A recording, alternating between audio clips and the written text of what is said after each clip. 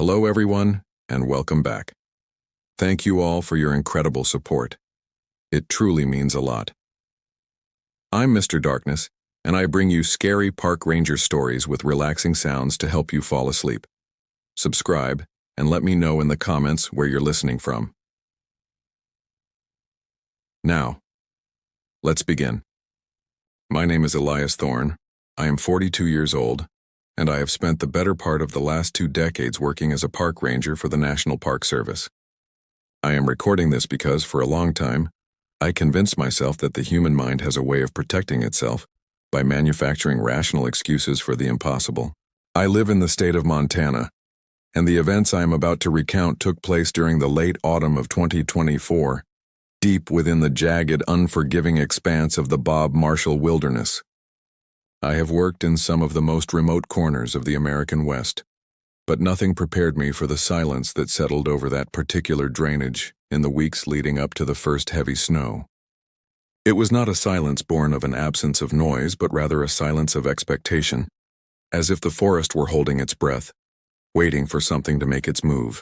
I had been stationed at the Black Bear Pass outpost, a solitary log structure perched on a ridge overlooking a valley that saw few visitors once the summer hiking season had evaporated into the crisp, biting air of October. The air up there always carried the scent of pine needles, damp earth, and the faint, metallic tang of coming frost, but that year, there was something else. A cloying, sickly sweet odor that would drift up from the lower basin whenever the wind shifted to the north. My partner, a younger man named Marcus Miller, had been assigned to the outpost with me to assist with trail maintenance and boundary patrols before the winter closure. Marcus was a good kid, raised in Missoula, full of that restless energy that usually burns out after a few seasons of hard labor in the backcountry. We spent our days clearing downed timber and checking for unauthorized campsites, and our nights huddled around a wood stove that groaned under the assault of the mountain wind. I remember the night the atmosphere began to turn, a Tuesday toward the end of October. The sky had been a bruised purple all afternoon, and the temperature had dropped faster than the forecast had predicted, turning the mud on the trails into a treacherous frozen sludge. We were cleaning up our gear in the tool shed when we both stopped, the same primitive instinct triggering a cold shiver down my spine. It was a sound, or rather the sudden cessation of all sounds. The crickets had stopped. The wind had ceased its rattling of the tin roof, and even the distant frantic chatter of a red squirrel had vanished. Marcus looked at me, his face pale under the harsh glow of his headlamp, and asked if I heard that. I didn't answer him, mostly because I didn't want to give shape to the fear that was already coalescing in my gut. I told him it was just the mountain settling, but we both knew that was a lie. Over the next week, the feeling of being observed became a constant companion, a heavy, prickling sensation between my shoulder blades that never abated, not even when I was inside the cabin with the shutters drawn.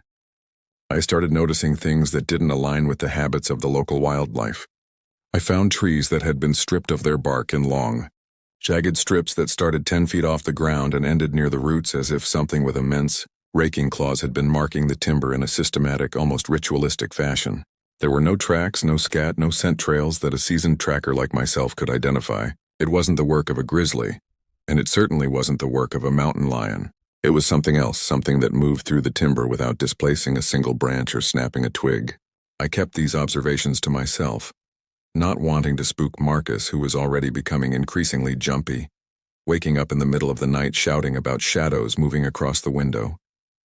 I told him he was suffering from isolation fatigue, that the mountain does strange things to the psyche, but I found myself sleeping with my service sidearm under my pillow for the first time in my career. The weather grew worse. A relentless gray blanket of fog descending into the valley, swallowing the towering larch and lodgepole pines, until we were trapped in a claustrophobic, monochrome world. It was on one of those fog-choked mornings that I found the first sign of what was really out there. I was out checking a boundary fence line near the edge of a deep box canyon known locally as the Devil's Throat, when I saw a pile of items neatly arranged on a flat, moss-covered boulder. It was a collection of belongings: a compass, a frayed wool mitten, a small hand-carved wooden bird, and a gold wedding band.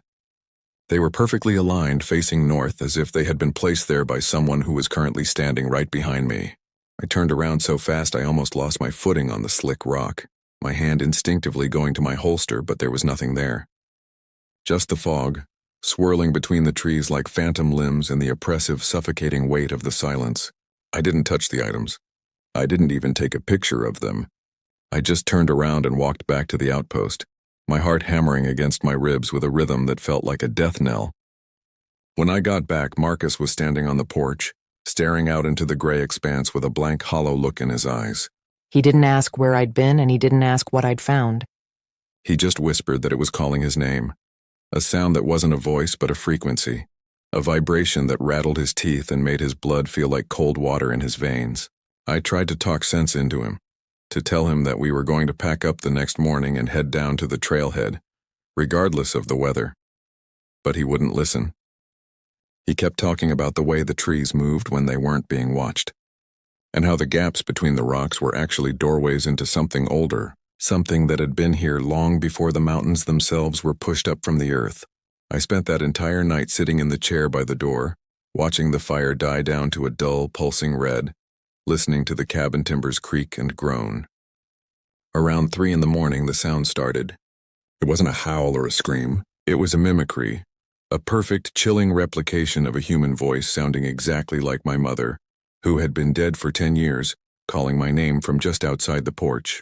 I knew it wasn't her, just as I knew that whatever was standing out there in the dark was testing the boundaries of my reality, trying to lure me out into the cold. I didn't move and I didn't speak. I just held my breath until my lungs burned, listening to that voice repeat my name over and over again, each iteration slightly distorted, the cadence shifting in ways that no human voice ever could. When the sun finally began to bleed through the fog, the voice stopped, and when I stepped onto the porch to check on Marcus, his sleeping bag was empty, the door was wide open, and the only thing left behind was his heavy winter parka, lying in the center of the room as if he had simply evaporated out of it. I searched for him for 3 days. I ignored protocol, I ignored the weather, and I ignored the fact that my own body was screaming for me to leave.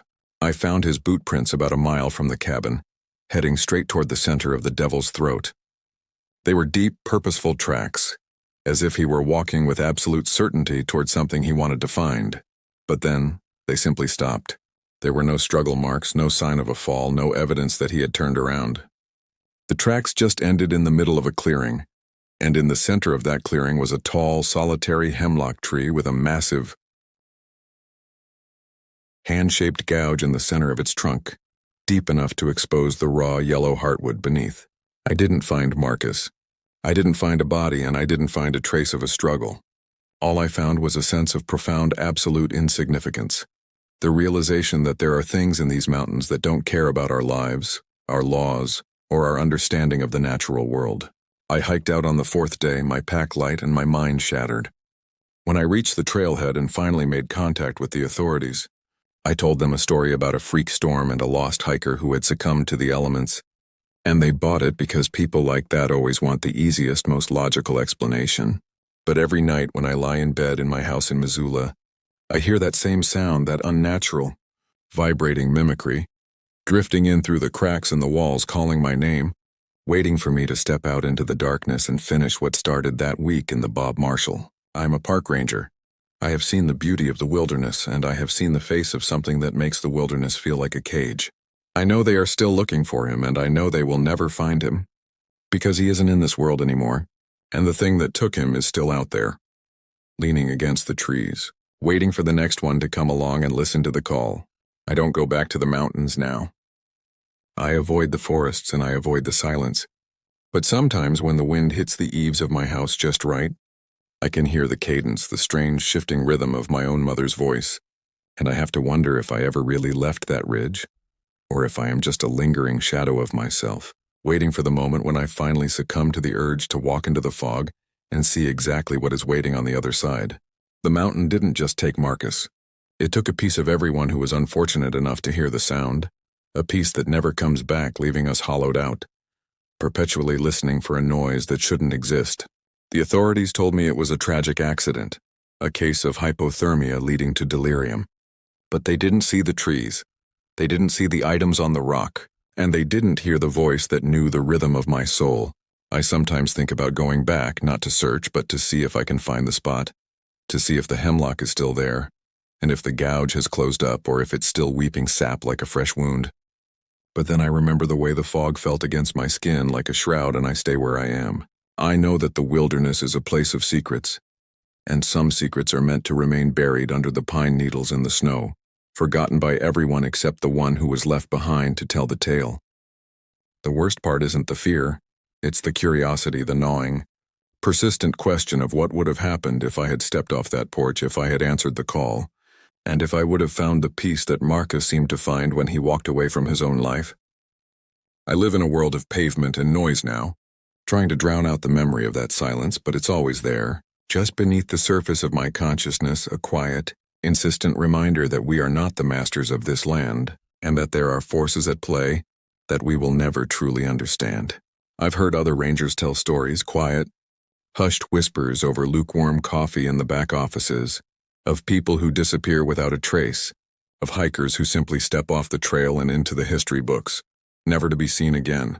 We always nod and pretend it's just the nature of the wilderness, the hazards of the terrain, but behind our eyes there is a shared, unspoken knowledge that we are all just guests in a house that doesn't want us here, and that the owner is watching from the shadows, waiting for the right moment to reclaim what we've stolen. I don't know if the thing in the woods is a creature, a ghost, or something that defies categorization, but I know that it has a purpose, and that purpose is to remind us that our time here is finite, and that the silence is always waiting. I've spent months trying to reconcile the man I was before the Bob Marshall with the man I am now, and I've realized that the two are fundamentally incompatible. The man who loved the mountains is gone, replaced by someone who views every rustle of a leaf as a threat and every shadow as a predator. I try to find solace in the mundane, in the routine of my daily life, but the woods are always calling. A low, subsonic hum that vibrates in my chest and makes me yearn for the very thing that destroyed me. I don't tell anyone about the voice, about the items, or about the way Marcus looked at the trees. They would call me crazy, or worse, they would try to get me help that I don't want, because I know that what I experienced isn't a medical issue. It's a reality that most people are too fragile to comprehend, so I keep it to myself. A burden that I carry with me every day, a reminder of the fragility of the life I've built. And sometimes in the dead of night I wonder if the voice is getting closer, if it's moved from the mountains to the city, drifting through the dark streets in the quiet suburban neighborhoods, searching for a way into my home, or if it's content to leave me here, a ghost in my own skin, forever haunted by the memory of the trees that moved when they weren't being watched.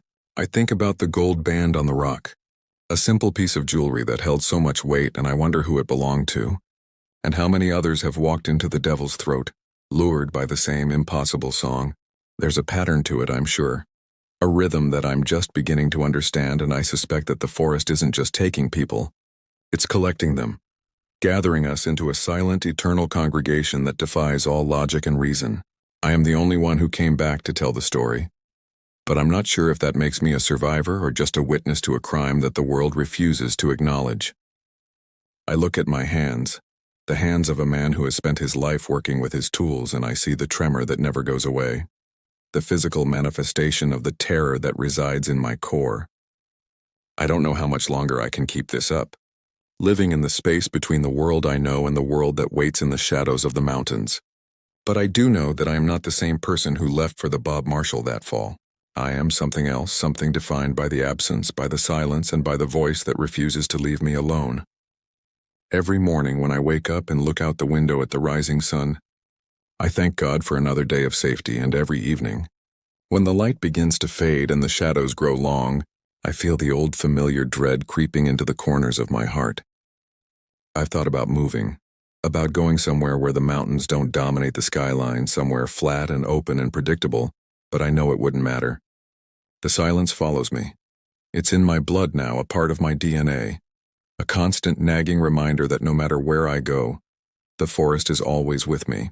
There is no escape, only the slow, inevitable progression toward the moment when the voice finally calls my name, not from the doorway but from within, and I will have no choice but to follow it back to the place where it all began, to the center of the devil's throat, where the hemlock tree is still standing and the silence is waiting to welcome me home. It is a terrifying realization, but it is also strangely liberating. To know that the end is already written, that the mountain has already claimed me, and that my life here is just a temporary, fleeting existence in a world that is already slipping away. I find myself watching the news, looking for reports of missing people, searching for the telltale signs of a disappearance that matches the patterns I've seen. And I'm always relieved when I don't find anything. But I'm also saddened because it means that the mystery remains. The secret remains hidden and the cycle continues unabated. I think about Marcus, wondering if he's still there, somewhere between the trees, or if he's become a part of the forest, a spirit of the mountain, forever wandering the ridges and the valleys, his voice now just another part of the chorus that calls to the living. It's a haunting thought, one that keeps me awake at night, staring at the ceiling, trying to reconcile the life I once knew with the reality I now inhabit. I've become a stranger to myself, a ghost walking through the remnants of a life that feels like it belongs to someone else, a lifetime ago. The world is full of mysteries, of things that we can't explain, and I've learned that the most terrifying things are the ones that we don't understand, the ones that exist on the periphery of our vision, waiting for us to stop looking, stop listening, and stop being. And yet I am still here, still telling the story, still trying to find a way to make sense of the senseless, because that's all I have left. The memory of the smell, the sight of the trees, the sound of the voice, they are the threads of a tapestry that I've spent my life unraveling, and I don't think I'll ever be finished. There is a weight to the truth, a heaviness that makes it hard to breathe, but it's a weight I've chosen to carry, because to let it go would be to betray the memory of those who were lost, to erase the evidence of what happened in the Bob Marshall, and to allow the silence to win. I don't know if this confession will ever be read, or if it will simply fade away like everything else, but it's a step, a small, inconsequential step in the long, dark journey back to the beginning. The wind is picking up outside, howling against the side of the house, and for a moment, just a second, I thought I heard it, a faint, familiar vibration, a whisper in the wind that didn't sound like the weather. I pulled the curtains shut, locked the door, and turned up the radio, trying to drown out the world, but it's still there. Beneath the music, beneath the noise, a low-frequency hum that I know will never truly go away. I'm going to finish this now because I can feel the change in the air, the familiar, suffocating pressure of the approaching storm, and I don't want to be here when it arrives. I don't know what's waiting for me or if it's even possible to fight it, but I know that I'm tired, so very tired, of the waiting. The mountain is calling, the trees are bending in the dark, and somewhere in the heart of the wilderness a hemlock tree is waiting for me to return. I have to go, I have to see it one more time, and maybe, just maybe, I'll finally understand what it means to be truly lost. The irony of my profession was always that I thought I was protecting the wilderness. But in the end, it was the wilderness that was protecting its secrets, and I was just the one who happened to stumble upon them. I suppose that's the way it is with these things. We think we're in control, that we have the power to tame the wild, to map the unknown, but we're just visitors passing through, and the mountains are always going to win. I've spent my life living on the edge of the world, and now I'm finally stepping over, and I don't know if there's a way back or if I even want there to be. The voice is getting louder now, a persistent rhythmic hum that vibrates in my teeth, and I think I know what it wants. It wants me to come home. And the strangest part is, I'm beginning to think that I want to go. The house is quiet. The fire has gone out and the world outside is a blur of shadows and light. I'm putting on my boots, picking up my pack, and walking toward the door. Not because I'm forced to, but because I'm drawn to it. A moth to a flame, a traveler to the end of the road. The air is cold, the night is dark, and the mountain is waiting. I'm leaving this record behind, a testament to the fact that I existed, that I was a ranger, and that I saw something that changed everything. I hope that when someone finds this, they'll understand that I didn't leave because I wanted to, but because I had to. Because the mountain wasn't just a place, but a presence, and it finally decided it was time for me to join the ranks of those who have vanished. I have no regrets, only questions, and the hope that when I reach the other side, I'll finally have the answers. The silence is calling, the trees are whispering, and I'm ready. It's a long walk, but I think I'm finally starting to understand the path. And I know that I'll be following the sound of that voice all the way to the heart of the forest, to the center of the devil's throat, where the secret is waiting for me to uncover it. I've lived my life for the mountains, and now it's time to give back, to become a part of the history of the Bob Marshall, a story that will be told in hushed tones around campfires for years to come. I don't know if I'll be remembered, but I know that I will be part of the landscape, a phantom in the fog, a echo in the wind. The door is open, the night is waiting, and I'm stepping out. For a moment the world feels still, as if the entire forest is holding its breath, waiting for the final act to unfold, and then the sound begins. A low, melodic hum that isn't a voice but a song that I've been waiting my whole life to hear. I walk into the darkness, my footsteps silent on the damp earth, and for the first time I feel at peace, knowing that the journey is almost over, and that I'm finally going home. I've been a ranger for 20 years, a servant of the land, and now I am part of the land, a piece of the mystery that will never be solved, a secret that will be kept by the trees and the mountains for all eternity. It's a strange comfort knowing that I won't be alone, that I'll be surrounded by the spirits of those who have come before me, those who have heard the call and answered it, and that together, we will become the legend, the story that will haunt the nightmares of the living for generations. I see the trees now, looming in the darkness, their branches reaching out like skeletal fingers, and I know that I'm close. The devil's throat is waiting, a yawning, abyssal maw that promises the answers I've been looking for, and I don't hesitate. I walk toward the center of the canyon where the hemlock tree is standing, its trunk split by the gouge, its heartwood exposed, and I know that this is where it all ends. The sound is deafening now, a beautiful, discordant symphony of voices, and I can hear my mother, my partner, and the others, all of them calling my name, beckoning me to join them in the shadows. I step forward and the ground falls away, and I am falling not into the earth but into the unknown, into the light that exists beyond the reach of the sun, and I know that I'm finally there.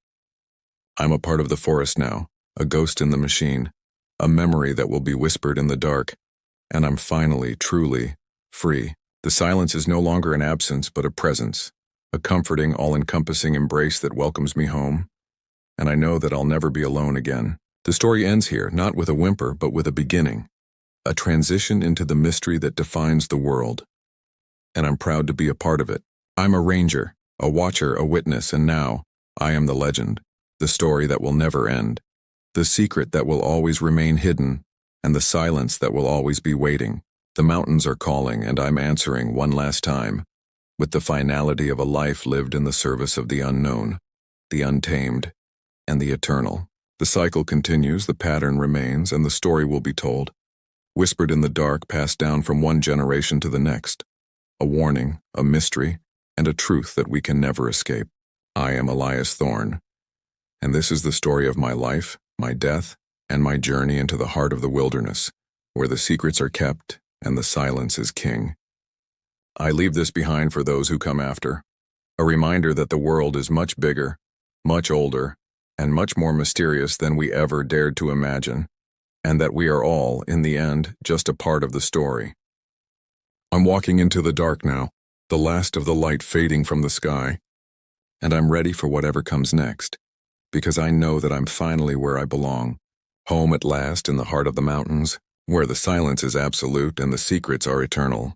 The air is cold, the stars are bright, and I'm walking the trail one last time, a traveler at the end of the road, a soul returning to the source, and I'm at peace, knowing that the journey was worth it, every step, every breath, every moment of fear, because it brought me here, to this moment, to this place, and to this final, ultimate truth, that we are not the masters of this earth, but its children, and that in the end we all return to the silence from which we came, a silence that is as old as the mountains themselves, and as enduring as the stars in the night sky. I'm gone, the trail is empty, and the wilderness has claimed its own, as it always does and as it always will, a cycle that will continue long after I am forgotten, a story that will be told and a mystery that will remain, for all time, a secret of the Bob Marshall, kept by the wind, the rain, and the ancient silent trees. I can see the hemlock now, its branches silhouetted against the night sky, and I know that this is the end of the line, the final destination of a journey that began 20 years ago, and I wouldn't have it any other way. I walk up to the tree, reach out a hand, and touch the raw yellow heartwood, and as I do, I feel a surge of energy, a connection to the very earth itself, and I know that I am at long last a part of the mountain. The sound is now a roar, a triumphant, earth-shaking melody that echoes throughout the canyon, and I close my eyes ready to let go, ready to join the chorus, and ready to be a part of the secret that will never be told. The world fades away. The noise dies down, and I'm left with only the silence, the beautiful, eternal silence that is my true home, my final resting place and my ultimate beginning.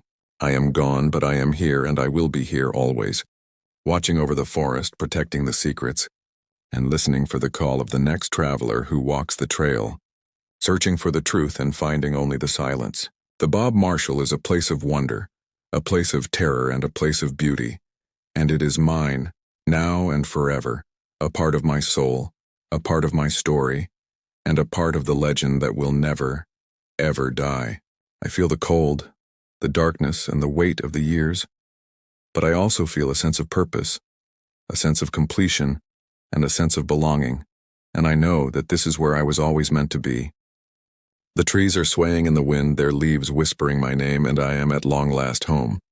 It's a strange, surreal ending to a life that started in the valleys of Montana, but it's a fitting one, a testament to the fact that we are all just a part of the wilderness, and that in the end we return to the earth, to the silence, and to the secrets that remain forever and always, hidden in the heart of the mountains. I am Elias Thorne, and this is my confession, my legacy, and my final goodbye. A story that will live on in the shadows of the Bob Marshall, whispered in the dark and felt in the silence of the night, a reminder of the things that we don't understand, the things that we fear, and the things that, in the end, make us who we are. I am the wilderness, I am the silence, and I am the mystery, and I am finally, truly one with the land. The path ahead is clear, the way is open, and I am stepping forward into the dark, into the light, and into the eternity that awaits, a journey that will never end, a story that will never be told, and a truth that will never be revealed, because the mountains are the keepers of the secret and they will never, ever let it go. And so I leave this behind, a testament, a memory, and a final, echoing reminder that the wilderness is not a place, but a presence, and that once you've heard the call, you can never go back to the way you were, because you belong to the mountains now, and you will always be a part of the story, the silence, and the mystery that is the Bob Marshall. The wind is silent, the night is still, and I am gone. A ghost in the fog, I echo in the trees, and a secret that will be kept forever, in the heart of the wilderness, where the truth is found and the journey ends, at the center of the devil's throat, where the hemlock tree stands and the silence is home. It is a lonely path, but it is mine, and I have chosen it, because it is the only way to be truly free, free from the world, free from the noise, and free from the fear that has haunted me all my life. Because now I am the fear, I am the voice, and I am the silence, and I am finally at peace. I leave this for the world to find, a piece of the puzzle that will never be complete, a fragment of a story that will always be a mystery, and a testament to the fact that I was here, I was a ranger, and I was part of the secret that the wilderness will always protect. It is a beautiful ending, a perfect, inevitable conclusion to a life lived in the shadow of the mountains, and I am content, knowing that I have played my part, and that the story will go on, long after I am forgotten, a haunting reminder of the things that exist in the dark, and the things that wait, forever, in the silence of the woods. I don't know what tomorrow brings, but I know that I won't be here to see it. And for that I am grateful, because I am already home, where the silence is absolute, and the secret is mine forever and always, in the heart of the Bob Marshall. I am Elias Thorne, and this is my story, the end of the line, the final page, and the beginning of a legend that will live on, in the shadows, in the silence, and in the heart of the mountains, where the truth is always hidden, and the mystery is always waiting. The fire is out, the house is cold, and the night is young, so I'm stepping out, walking into the dark, and leaving behind the world I once knew, a world that was too small, too loud, and too full of questions that were never meant to be answered. And I'm embracing the silence, the mystery, and the freedom of the wilderness, because that is where I belong, and that is where I will stay forever and always. In the heart of the Bob Marshall, the place where the silence is the only truth, and the mystery is the only end.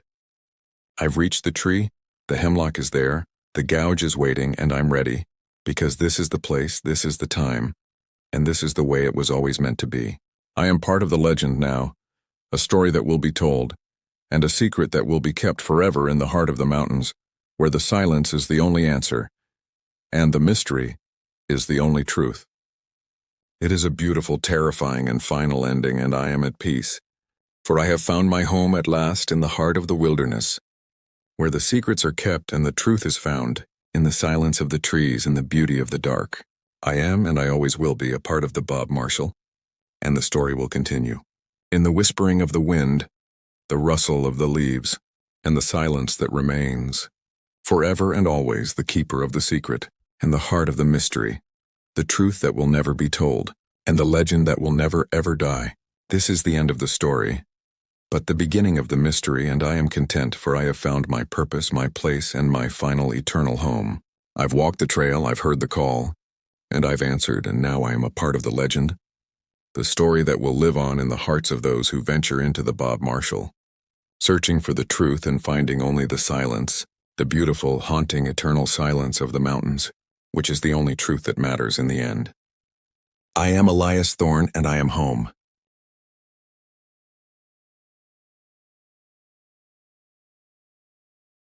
My name is Daniel Mercer. I'm 38 years old, and I've worked as a park ranger in the state of Montana for nearly 14 years. In the summer of 2023, I was stationed in the northern section of the Bob Marshall Wilderness, one of the largest stretches of undeveloped land in the lower 48 states.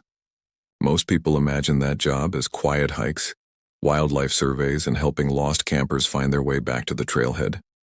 Most days, that's exactly what it is. What happened to me during those 11 days is the only reason I'm willing to tell this story now. I've waited almost 2 years because I wanted to believe exhaustion had twisted my memory. I wanted to convince myself that isolation, endless rain, and too many nights without proper sleep had filled the empty spaces in my mind with something that never existed. But every time I returned to that part of the wilderness, I noticed the same thing. The birds still stopped singing long before sunset. I first noticed it during a routine patrol after a week of steady rain. The forest smelled of soaked pine needles, wet earth, and old cedar. Thick clouds dragged themselves across the mountains so low they looked close enough to touch. Water dripped from every branch, every moss-covered rock, every fallen log scattered across the valley floor. The trail was empty. Tourist season should have been at its busiest, but the storms had kept almost everyone away. I hadn't spoken to another hiker in nearly 3 days. That suited me just fine. I've always preferred the quiet. Around noon, my radio crackled. "Daniel, you there?" It was Rick Holloway, another ranger stationed nearly 20 miles south of my patrol zone. "Go ahead. You heading toward Granite Creek?" "That's the plan." There was a pause. "If you make it to the old fire lookout." He stopped talking. "What about it?" Another pause. "Never mind. Just check if the lightning rod is still standing. Maintenance never filed a report." "You called me over a lightning rod?" "I called because you're already closer." His voice sounded distracted. "Anything else?" "No." The radio clicked silent. It wasn't unusual for us to inspect abandoned structures, old cabins, forgotten bridges, fire lookouts that hadn't been staffed in decades. They were scattered all over the wilderness. The Granite Creek Lookout had officially closed in the late 1980s after newer communication systems replaced it. Most visitors never found it. The trail leading there had almost disappeared beneath decades of undergrowth. By late afternoon, I reached the ridge. The lookout stood exactly where I remembered it. Weathered gray boards, broken windows, a rusted staircase climbing toward the cabin. The surrounding trees had grown so tall they nearly swallowed the tower. The place looked forgotten. As I climbed the steps, every board groaned beneath my boots. Inside, dust covered everything. An old desk still faced the windows. A cracked binocular stand leaned against one wall. Someone had left an enamel coffee mug beside an ancient logbook that rain had turned into a swollen block of paper years ago. The lightning rod was still attached, bent, rusted, perfectly ordinary. I took a few photographs for maintenance records. Then I noticed something strange. There were fresh boot prints on the dusty wooden floor. Only one set. The dust everywhere else looked untouched. The prints entered through the door, stopped beside the windows, turned around. Then simply ended. Not faded. Not covered. Ended. There were no prints leading back outside. I crouched to examine them. Size 11, maybe 12. Heavy hiking boots. Recent enough that the dust hadn't settled again. I checked every corner of the lookout. Nothing, no trapdoor, no broken floorboards, no second exit. Just those footprints ending in the middle of the room. I remember laughing to myself. Probably someone had swept part of the floor. Maybe an animal brushed away the rest. There had to be an explanation. There always is. I finished my inspection and headed back down. That's when the silence hit me. It wasn't gradual. It was immediate. 1 second I could hear distant chickadees. The next. Nothing. No birds. No insects. No wind. Even the dripping rain seemed to disappear. I stood frozen halfway down the staircase. Forests are never completely silent. Never. The silence pressed against my ears until I could hear my own breathing. Then came a single knock. 3 slow taps. Behind me. Inside the empty lookout. I turned so fast I nearly slipped off the stairs. The door to the cabin was still open. Nothing moved. No branches touched the walls. No loose shutters swung in the wind.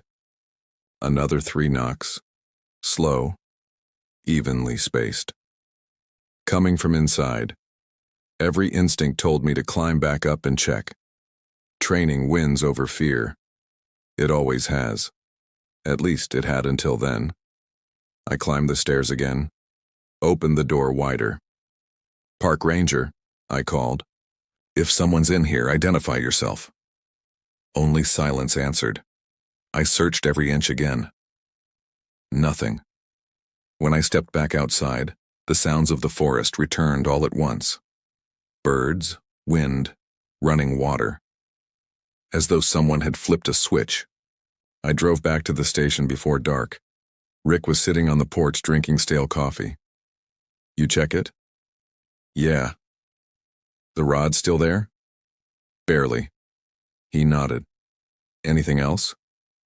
I hesitated. There were footprints. His expression didn't change. In the tower. He stared into his coffee. Fresh ones. Still nothing. They stopped in the middle of the room. Finally, he looked at me. "You hear knocking?" I felt every muscle in my neck tighten. "How'd you know that?" He didn't answer immediately. Instead, he stood up. "You hungry?" "Rick, you should eat." "Answer the question." He rubbed the back of his neck. "Because you're not the first ranger who's mentioned it." My stomach tightened. "Someone's been messing with people?" "I don't think so." "Then what?" He shrugged. "I don't know." "How many?" "I've heard 4 reports over the years." "Official reports?" He laughed. "You think anyone writes that down?" The station generator hummed softly behind us. Rain tapped against the roof. Rick finally spoke again. "Rule around here is simple." "What rule?" "If you hear knocking from an empty lookout." He looked toward the mountains disappearing into evening fog. "Don't answer it." I wanted to ask why. Instead, I watched the clouds settle over the ridges where the abandoned tower stood hidden among thousands of acres of untouched forest. Something about the way Rick said it made me realize he wasn't repeating an old campfire story. He was remembering something. And for the first time in 14 years as a ranger, I found myself hoping my next patrol would take me anywhere except Granite Creek. My name is Marcus Thorne. I am 34 years old. And in the autumn of 2022, I was working as a contract surveyor for a private timber management firm in the dense, suffocating backwoods of Washington state. I suppose if you are reading this, you are looking for some kind of explanation for the things that go missing in the Olympic Peninsula. But I have to be clear right from the start that I don't have answers. I have only the memory of what happened over those 3 weeks in the rain shadow of the mountains, a memory that has made it impossible for me to ever truly feel comfortable in a silent room again. I grew up in Washington, so I thought I understood the woods. I knew the way the fog clings to the cedar boughs like wet wool, and I knew the particular lonely ache of a forest that hasn't seen a human footprint in a decade. I was wrong. The forest I went into that October wasn't just old, it was expectant. I had been hired to map out a disputed timber tract near the Quinault area, a section of old-growth wilderness that had been marked off the official surveys, for reasons nobody in the logging office wanted to discuss. My partner was a guy named Miller, a 30-year veteran of the trade, a man who could tell you the species of a tree by the sound the wind made through its needles. He was a mountain of a man, always chewing on a toothpick with a cynicism that usually acted as a shield against the weirdness of the deep woods. When we arrived at the trailhead, the sky was a bruised, heavy purple, and the air smelled of rotting hemlock and the sharp, metallic tang of an approaching storm. We packed our gear into the old forestry truck, the gravel crunching beneath the tires like snapping bone, and headed into the interior. The first week was routine, if you can call the crushing isolation of the Olympics routine. We set up camp in a small clearing near a dry creek bed, the kind of place where the map claimed there was a stream, but there was only a bed of jagged, moss-covered stones. The silence was the first thing that bothered me. Usually the woods are alive with the chatter of jays, the scuttle of squirrels, or the occasional distant snap of a deer moving through the brush. Here the silence felt heavy, pressurized, like being underwater. I remember sitting by the fire on the third night, watching the flames lick at the damp wood and asking Miller if he noticed the lack of birds. He didn't even look up from his compass map, just spat his toothpick into the coals and muttered that the animals knew when the pressure dropped. He said the woods hold their breath before the big rains. It wasn't until the 7th day that the pattern shifted. I had wandered about a half-mile away from our established baseline, dragging the survey tape through a particularly dense thicket of ferns when I saw it. At first I thought it was a stump, an oddly shaped piece of weathered driftwood cast up by some forgotten flood. But as I adjusted my focus, the shape resolved into something standing upright, camouflaged against the trunk of a massive rotted cedar. It was a man, or at least it had the silhouette of one, draped in what looked like gray, matted fur or perhaps just rags of mossy burlap. It didn't move. It didn't seem to breathe. I stood there, the survey tape slack in my hand, feeling the hair on my arm stand up in a way that had nothing to do with the temperature. I called out, assuming it was a hiker or maybe a local trapper, but the figure just leaned further into the shadow of the tree. There was a weirdness to its proportions, a length in the arms that made them look like they were dragging against the bark, but before I could take a step toward it, a sudden gust of wind kicked up the smell of ozone and wet hair, and the figure simply wasn't there anymore. It didn't run. It didn't jump. It just vanished behind the trunk, and when I ran over there seconds later, there were no footprints in the soft, loamy mud. When I told Miller about it back at camp, he didn't laugh. He just went very still, his hands pausing in the process of pouring coffee into a tin mug. He told me that in the old stories, specifically the ones the elders from the coastal tribes told about the ones who walk in the tall timber, you aren't supposed to acknowledge what you see. He said if you look at them directly, you're inviting a gaze that doesn't belong in this world. He told me to keep my head down and finish the grid. I wanted to pack up then, to drive back to civilization and never look at a tree again. But I was young, I needed the money, and there was a pride in me that refused to be rattled by a trick of the light. The second week brought the rain, a cold, miserable drizzle that turned the forest floor into a sponge. We moved deeper into the canyon, the map becoming increasingly useless as the geography began to feel fluid, shifting under our feet. Every night the sounds started, not the sounds of predators, not the howls of wolves or the screech of owls, but something that sounded like wood rubbing against wood, a rhythmic, grinding noise that circled our camp just beyond the reach of our headlamps. It sounded like someone trying to mimic the sound of a tree swaying, but doing it with a mechanical, jerky cadence. I would lay in my sleeping bag, my heart hammering against my ribs, listening to that wooden rubbing coming closer, then retreating, then closer again. I realized then that it wasn't circling the camp. It was pacing the perimeter, testing the boundaries of our presence. One morning I woke up to find our equipment scattered, The heavy transit tripod, which we had bolted down with iron stakes, was lying on its side. The metal legs bent at impossible angles, as if something with immense, focused strength had simply squeezed them. Miller stood over it, his face pale, the toothpick gone. He didn't say a word, just started packing the essentials. We both knew the job was over, but the woods seemed to have decided otherwise. Every trail we took, every landmark we thought we recognized led us back to the same dry creek bed. We walked for hours, marking our path with trail tape, only to find the same mossy stones, the same rotted cedar where I had seen the figure. It was a geography of frustration, a circular hell designed to keep us contained. We were exhausted by the time the sun began to dip behind the ridge, casting long, skeletal shadows across the clearing. The air grew impossibly cold, the kind of cold that feels like it's being pulled out of the earth by something hungry. I saw it again then, not hiding this time. It stood at the edge of the clearing, tall and impossibly thin, its skin, if you could call it that, the color of a bruised twilight. It had no face, only a smooth expanse where eyes and a mouth should have been, yet I knew it was watching me. It wasn't an animal. It was a manifestation of the wilderness itself, something that had existed in the deep, unmapped folds of the peninsula since before the first tribe set foot on the coast. It was the embodiment of the silence, the personification of the void.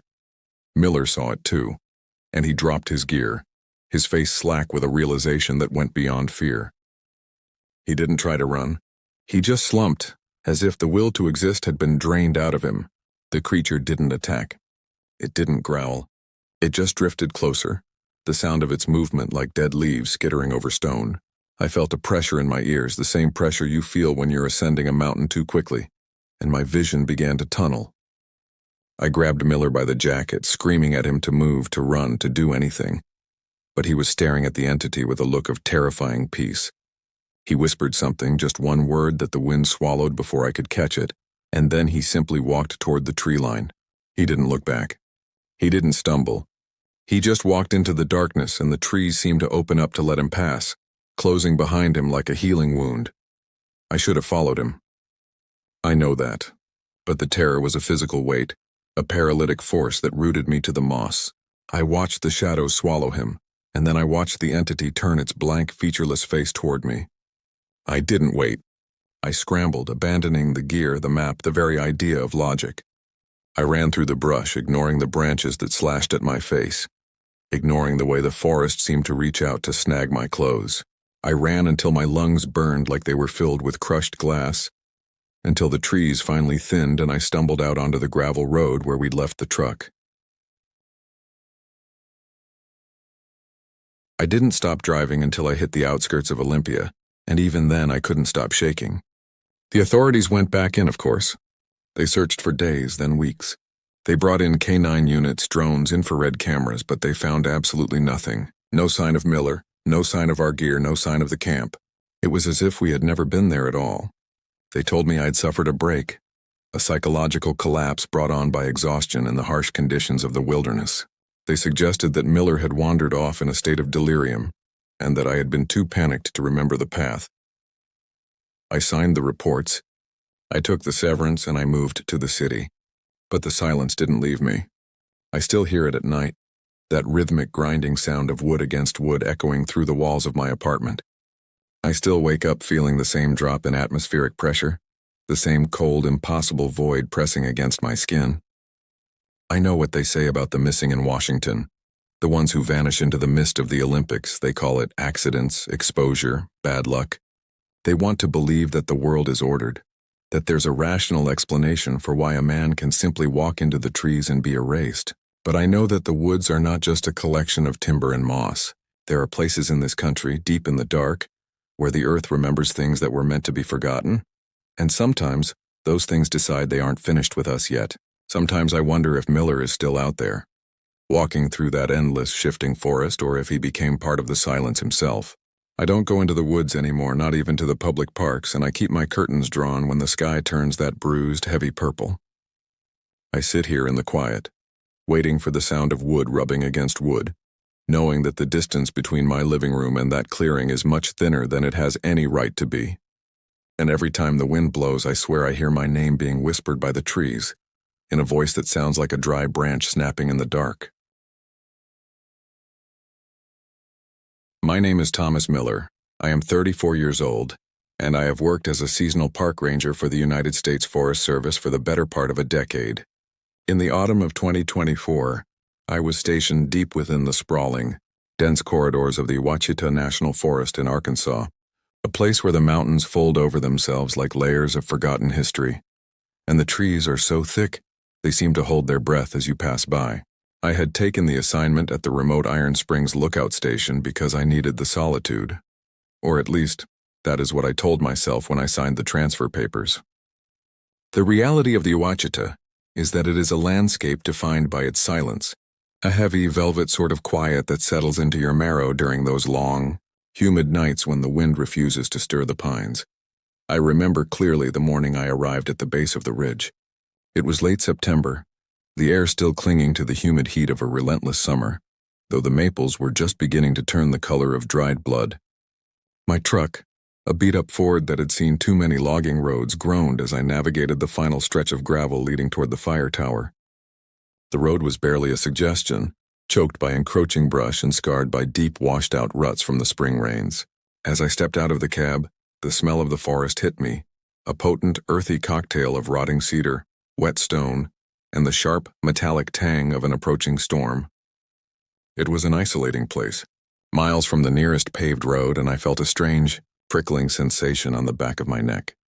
The kind you get when you realize you have stepped into a space that has existed quite comfortably without humans for a long time. My duties were standard enough: fire watch, reporting down timber, maintaining the peripheral trails, and ensuring the few hikers who wandered this far off the beaten path stayed within the designated zones. But the forest here has a reputation, whispered about among the older rangers in the break rooms of the regional office.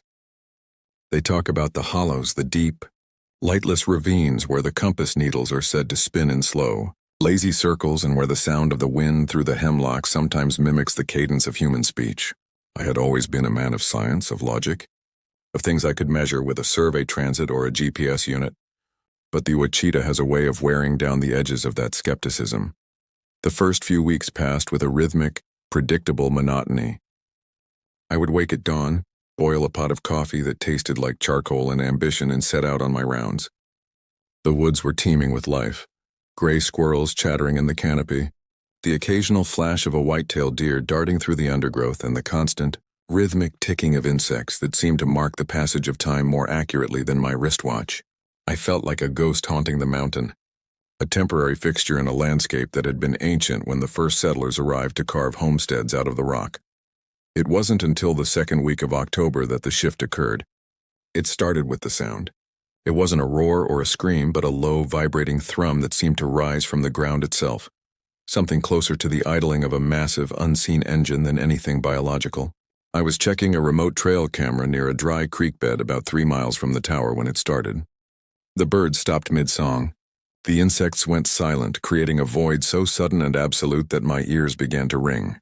I stood perfectly still, my hand resting on the holster at my hip, though I knew that if something were actually out there, that plastic sidearm would be little more than a paperweight. I called out, "Hello?"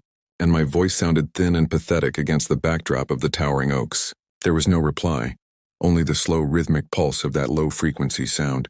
Then I smelled it. It wasn't the smell of a wild animal, not the musk of a bear or the wet fur of a coyote. It was the scent of ozone and something sweet, like overripe peaches left to ferment in the sun, mixed with the sharp, dry smell of burning wires. It was alien, and it was entirely out of place. I checked the area, finding nothing but the usual scuff marks of squirrels and the disturbed leaf litter of a foraging turkey. Yet as I hiked back to the truck, I couldn't shake the feeling that I was being tracked, not by sight, but by a presence that existed just outside the periphery of my vision, a shadow that moved when I moved and stopped when I paused to listen. The isolation began to gnaw at me in ways I hadn't anticipated. Days bled into nights, and the boundary between my waking life and the dreams I had in that tower became dangerously thin. I stopped listening to the radio, not because of the lack of signal, but because the static started sounding like someone whispering my name. I would be mid-sentence in my daily log, writing about fire hazard levels or moisture content in the soil, only to look down and realize I had written the same word, listen, hundreds of times across the page in a jagged, frantic hand that didn't look like my own. I convinced myself it was cabin fever, a simple physiological reaction to the extreme lack of social stimuli, but deep down, I knew that the forest was doing something to my cognition. It was narrowing my focus, forcing me to pay attention to details that no rational person would care about. The specific way the moss grew on the north side of a hickory tree, or the unsettling symmetry of the spiderwebs that draped the entrance to the tower. I remember one Tuesday around the middle of October, when the sky had turned a bruised, sickly shade of violet. I had been out clearing a section of trail near the Devil's Den Creek when I stumbled upon a campsite. It wasn't a modern one. There were no bright blue tarps or synthetic sleeping bags, just a circle of stones, soot-stained and ancient, and a collection of personal items that looked like they belonged to a different century. There was an old rusted tin cup, a leather-bound journal with pages that had long since rotted into a gray pulp, and a pair of spectacles with one lens missing, resting atop a flat rock. It felt like a monument to a disappearance, and as I crouched to inspect them, the air temperature dropped so sharply that my breath began to cloud in front of me. I felt that same familiar thrumming in my chest, the sound of the earth idling. I turned around, expecting to see a bear or perhaps a stray hunter, but the woods were completely empty. Except for the trees. I swear, as I looked at the surrounding timber, the trunks seemed to be leaning toward me like a crowd of people straining to hear a secret. I left the site as quickly as I could, my heart thumping against my ribs, convinced that if I stayed, I would simply be added to the collection of items on that rock. My nights became a cycle of waking up at 3 a.m., drenched in cold sweat, with the distinct, unshakable impression that someone was standing in the corner of the room. I started sleeping with the light on, but it didn't help. The shadows in the corners of the fire tower seemed to have a weight to them, a density that defied the laws of physics. I began to talk to myself, just to break the suffocating silence, but my own voice sounded like a stranger's. I'd say things like, "It's just the wind, Tom. Just a draft in the floorboards." And the sound of my name spoken aloud felt like an intrusion, a violation of the sanctity of the mountain. Then there were the dreams. They were always the same. I was walking through the forest, but the trees were replaced by towering monolithic structures of black glass. I was searching for someone, a figure I couldn't quite identify, but every time I reached out to touch them, they would dissolve into a cloud of ash and dry, dead leaves. I would wake up screaming, the sound tearing through the silent tower, and I would spend the rest of the night shivering in my cot, watching the door, waiting for the handle to turn. I started to notice that my supplies were going missing, not in large quantities, but little things. A candy bar from my pack, a single match, the compass I kept on the desk. They weren't being stolen by an animal. They were being moved. I'd find them placed with impossible precision in a perfect circle on the floor of the landing outside. It was a message, though I was too terrified to decipher it. It was an invitation to acknowledge what was out there. One afternoon toward the end of October, I decided to drive into the valley. I needed to see people, to feel the texture of normalcy again. I parked the truck in Mina and walked into the first diner I saw. The place smelled of fried bacon and wet wool. I sat at the counter, and Clara, the waitress I had spoken to before, poured me a coffee without asking. Her hands were shaking. "You're still up there," she said, not as a question but as a statement of pity. She leaned in close, the smell of her floral perfume cutting through the scent of the grease. "You need to leave, Thomas. My father was a ranger back in the 50s, and he told me that when the woods start giving you gifts, you're already halfway to being part of the history of this place. They don't want you to leave. They want you to watch." I asked her what she meant, who the they were, but she just shook her head and turned back to the grill. She wouldn't look at me again for the rest of the time I was there. I left a $20 bill on the counter, even though the coffee was only $2, and drove back to the forest, the silence of the woods waiting for me like a hungry mouth. The closer I got to the tower, the more the reality of my surroundings began to distort. The road seemed longer, the trees more crowded, the sky a deeper, more oppressive shade of charcoal. When I reached the base of the ridge, I saw it, a fire burning in the clearing near the tower. My first instinct was pure, unadulterated panic. I hadn't lit a fire. I had been gone for hours. I parked the truck and grabbed my heavy flashlight, creeping up the path, my boots making no sound in the damp soil. As I rounded the final bend, the fire was there, but it wasn't a campfire. It was a low, smoldering patch of blue flame that seemed to be burning directly out of the ground, without fuel, without smoke. Standing beside it was the figure I had seen in the storm, the tall one. It was taller than any man, spindly and angular, its skin the color of wet slate, its eyes two voids that reflected nothing, not even the blue fire. It was looking at a pile of my things, my backpack, my canteen, my spare boots, and it was arranging them with a slow, agonizing grace. It didn't turn to look at me, but it knew I was there. I felt a sudden crushing weight on my chest, a pressure so intense I fell to my knees. The sound returned, that low-frequency thrumming vibrating through my jaw and rattling my teeth. It was a language, I realized in a moment of terrifying clarity. A language of vibrations and frequencies that the human brain wasn't wired to process. It was trying to tell me something, and the act of trying to listen was tearing my mind apart. I scrambled backward, crawling through the mud, my hands clawing at the roots and the stones. I didn't care about the gear, about the truck, about anything. I just wanted to be away from that blue light. I reached the truck, threw it into reverse, and tore down that road with the pedal floored, the engine screaming in protest. I hit every rut, every rock, and the truck bounced and groaned, but I didn't stop.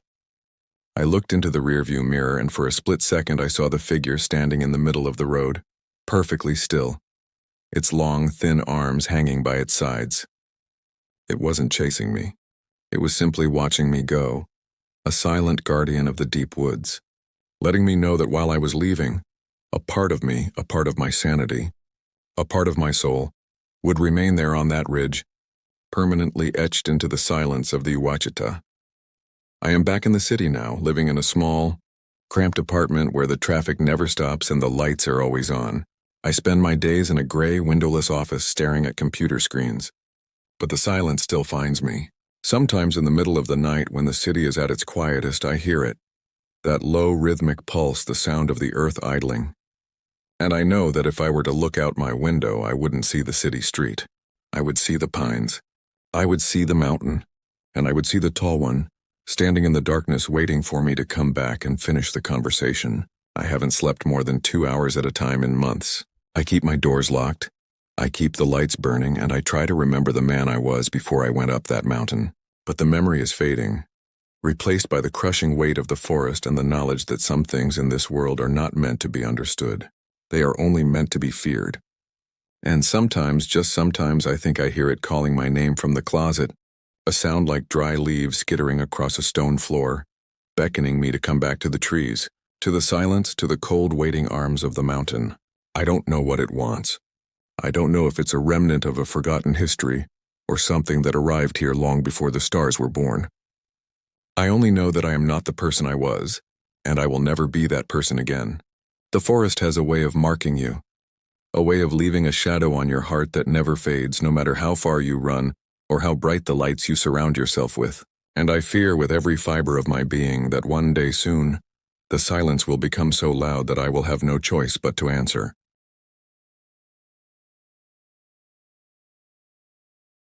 My name is Silas Vance, and I am currently 56 years old. I have spent the better part of my life working as a senior park ranger, a career that has kept me in the high, thin air of the Wyoming wilderness for the last 3 decades. I currently reside in a modest cabin near the edge of the Bridger-Teton National Forest. But the events I am about to recount took place in the late summer of 2011, during my tenure at a remote fire lookout station in the Wind River Range.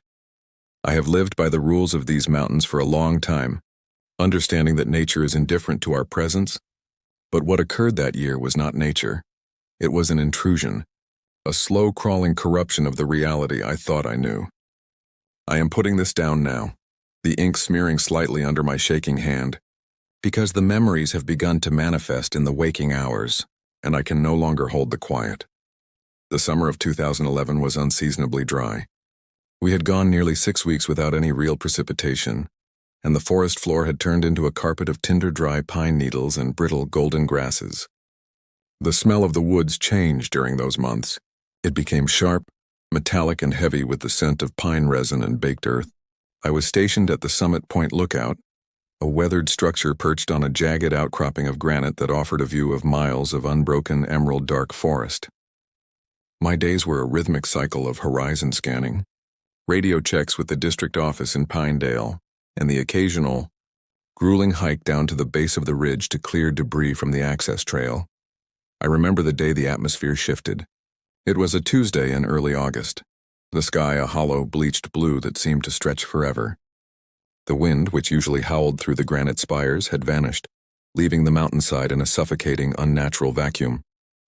I was standing on the catwalk of the tower, scanning the northern drainage with my binoculars when I noticed a disturbance in the tree line, near a cluster of ancient, twisted bristlecone pines.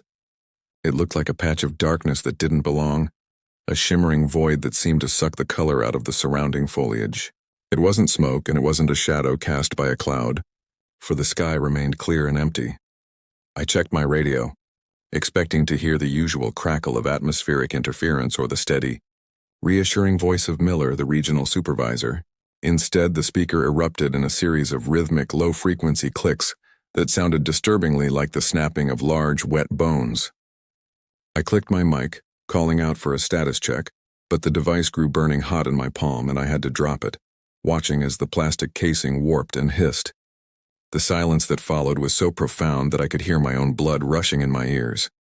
Against every instinct I had developed over 20 years in the service, I decided to head down toward the drainage. The forest was eerily still, not even a bird chirping, not a single rustle of a squirrel in the underbrush. As I navigated the steep switchbacks, the air grew noticeably colder, a sharp, damp chill that didn't match the sweltering heat of the afternoon. The trees in the lower section of the ridge began to look wrong. Their branches were twisted at impossible, agonizing angles, and the bark was sloughed off in long, weeping strips, revealing wood that looked bruised and raw. I reached the site of the anomaly after an hour of climbing, my breath coming in short, ragged gasps. The silence here was different. It was thick, almost tangible, pressing against my eardrums like deep water. In the center of the grove stood a figure, though it was difficult to pin down its form. It was tall, impossibly thin, and draped in what looked like shredded charcoal-colored fabric that drifted in a wind that I couldn't feel. It wasn't standing on the ground so much as hovering just a few inches above the carpet of needles. When it turned its head toward me, or at least where its head should have been, I didn't see features. I saw a static-like distortion, a blur of motion that made my vision swim. "You aren't supposed to be here," I shouted, my voice cracking, sounding thin and fragile in the vastness of the mountain. I had my sidearm drawn, but it felt like a toy, useless against the crushing weight of that presence. The figure didn't respond with words, but a wave of nausea rolled over me, accompanied by a sudden, overwhelming memory of a drowning man, of water filling lungs, of the absolute, crushing darkness of the deep. It was a projection, a psychic intrusion that tore through my defenses. I stumbled backward, my boots sliding on the loose scree, and I watched as the entity drifted further into the shadows, its movements jagged, like a flickering projector light. I didn't stay to investigate further. I scrambled back toward the ridge, my heart hammering against my ribs, and I didn't stop until I had locked myself inside the lookout tower. I spent the next 3 days in that cage, watching the forest through the thick glass. The entity did not reappear, but the woods were irrevocably changed. Every night the trees seemed to shift position. Paths that had been there for decades disappeared, and the familiar landmarks, a distinctive rock formation, a lightning-scarred cedar, vanished as if they had never existed. When the supply helicopter finally arrived on Friday, I didn't wait for the pilot to shut down the rotors. I threw my gear into the cargo bay and climbed in, refusing to look back at the ridge. The pilot asked me what was wrong, but I couldn't find the words. How do you tell someone that the mountains you've protected for your whole life have been compromised? That there is something deep in the wilderness that doesn't belong to this world? I resigned from the service within a week. I moved to the valley, closer to civilization, but I have never regained the sense of security I once took for granted. Even now, in the middle of a bustling town, I find myself waking up at 3 a.m., heart racing, convinced that the air in my bedroom has gone cold and that the shadows in the corner are beginning to flicker. I spend my days working odd jobs, keeping my head down, avoiding the deep, dark places of the earth. But every once in a while, when the weather turns and the wind catches the pines in just the right way, I hear it. That wet, bone-snapping click, echoing from somewhere just beyond the edge of my sight. I wonder if the ridge is still there, or if that entity has simply folded it into the void, waiting for another traveler, another ranger, to stumble into its domain. I keep my doors locked, though I know that if it truly wanted to get in, walls and locks would be as meaningless as the laws of physics that governed those woods. I am left with a question that gnaws at me every single day. Did I see something that was trying to be found? Or was I just an accidental witness to a hunger that has no name, something that has been watching us from the threshold of the darkness, long before we ever arrived here to claim these woods as our own? Is the mountain still the mountain? Or is it something else now, something hollowed out and waiting for the silence to finish what it started? My name is Thomas Miller. I am 34 years old, and I have worked as a seasonal park ranger for the United States Forest Service for the better part of a decade. In the autumn of 2024, I was stationed deep within the sprawling, dense corridors of the Ouachita National Forest in Arkansas, a place where the mountains fold over themselves like layers of forgotten history, and the trees are so thick they seem to hold their breath as you pass by. I had taken the assignment at the remote Iron Springs lookout station because I needed the solitude. Or at least that is what I told myself when I signed the transfer papers. The reality of the Ouachita is that it is a landscape defined by its silence. A heavy velvet sort of quiet that settles into your marrow during those long, humid nights when the wind refuses to stir the pines. I remember clearly the morning I arrived at the base of the ridge. It was late September, the air still clinging to the humid heat of a relentless summer, though the maples were just beginning to turn the color of dried blood. My truck, a beat-up Ford that had seen too many logging roads, groaned as I navigated the final stretch of gravel leading toward the fire tower. The road was barely a suggestion, choked by encroaching brush and scarred by deep, washed-out ruts from the spring rains. As I stepped out of the cab, the smell of the forest hit me, a potent, earthy cocktail of rotting cedar, whetstone, and the sharp, metallic tang of an approaching storm. It was an isolating place, miles from the nearest paved road, and I felt a strange, prickling sensation on the back of my neck, the kind you get when you realize you have stepped into a space that has existed quite comfortably without humans for a long, long time. My duties were standard enough: fire watch, reporting down timber, maintaining the peripheral trails, and ensuring the few hikers who wandered this far off the beaten path stayed within the designated zones. But the forest here has a reputation, whispered about among the older rangers in the break rooms of the regional office. They talk about the hollows, the deep, lightless ravines where the compass needles are said to spin in slow, lazy circles, and where the sound of the wind through the hemlock sometimes mimics the cadence of human speech. I had always been a man of science, of logic, of things I could measure with a survey transit or a GPS unit. But the Ouachita has a way of wearing down the edges of that skepticism. The first few weeks passed with a rhythmic, predictable monotony. I would wake at dawn, boil a pot of coffee that tasted like charcoal and ambition, and set out on my rounds. The woods were teeming with life, gray squirrels chattering in the canopy, the occasional flash of a white-tailed deer darting through the undergrowth, and the constant, rhythmic ticking of insects that seemed to mark the passage of time more accurately than my wristwatch. I felt like a ghost haunting the mountain, a temporary fixture in a landscape that had been ancient when the first settlers arrived to carve homesteads out of the rock. It wasn't until the second week of October that the shift occurred. It started with the sound.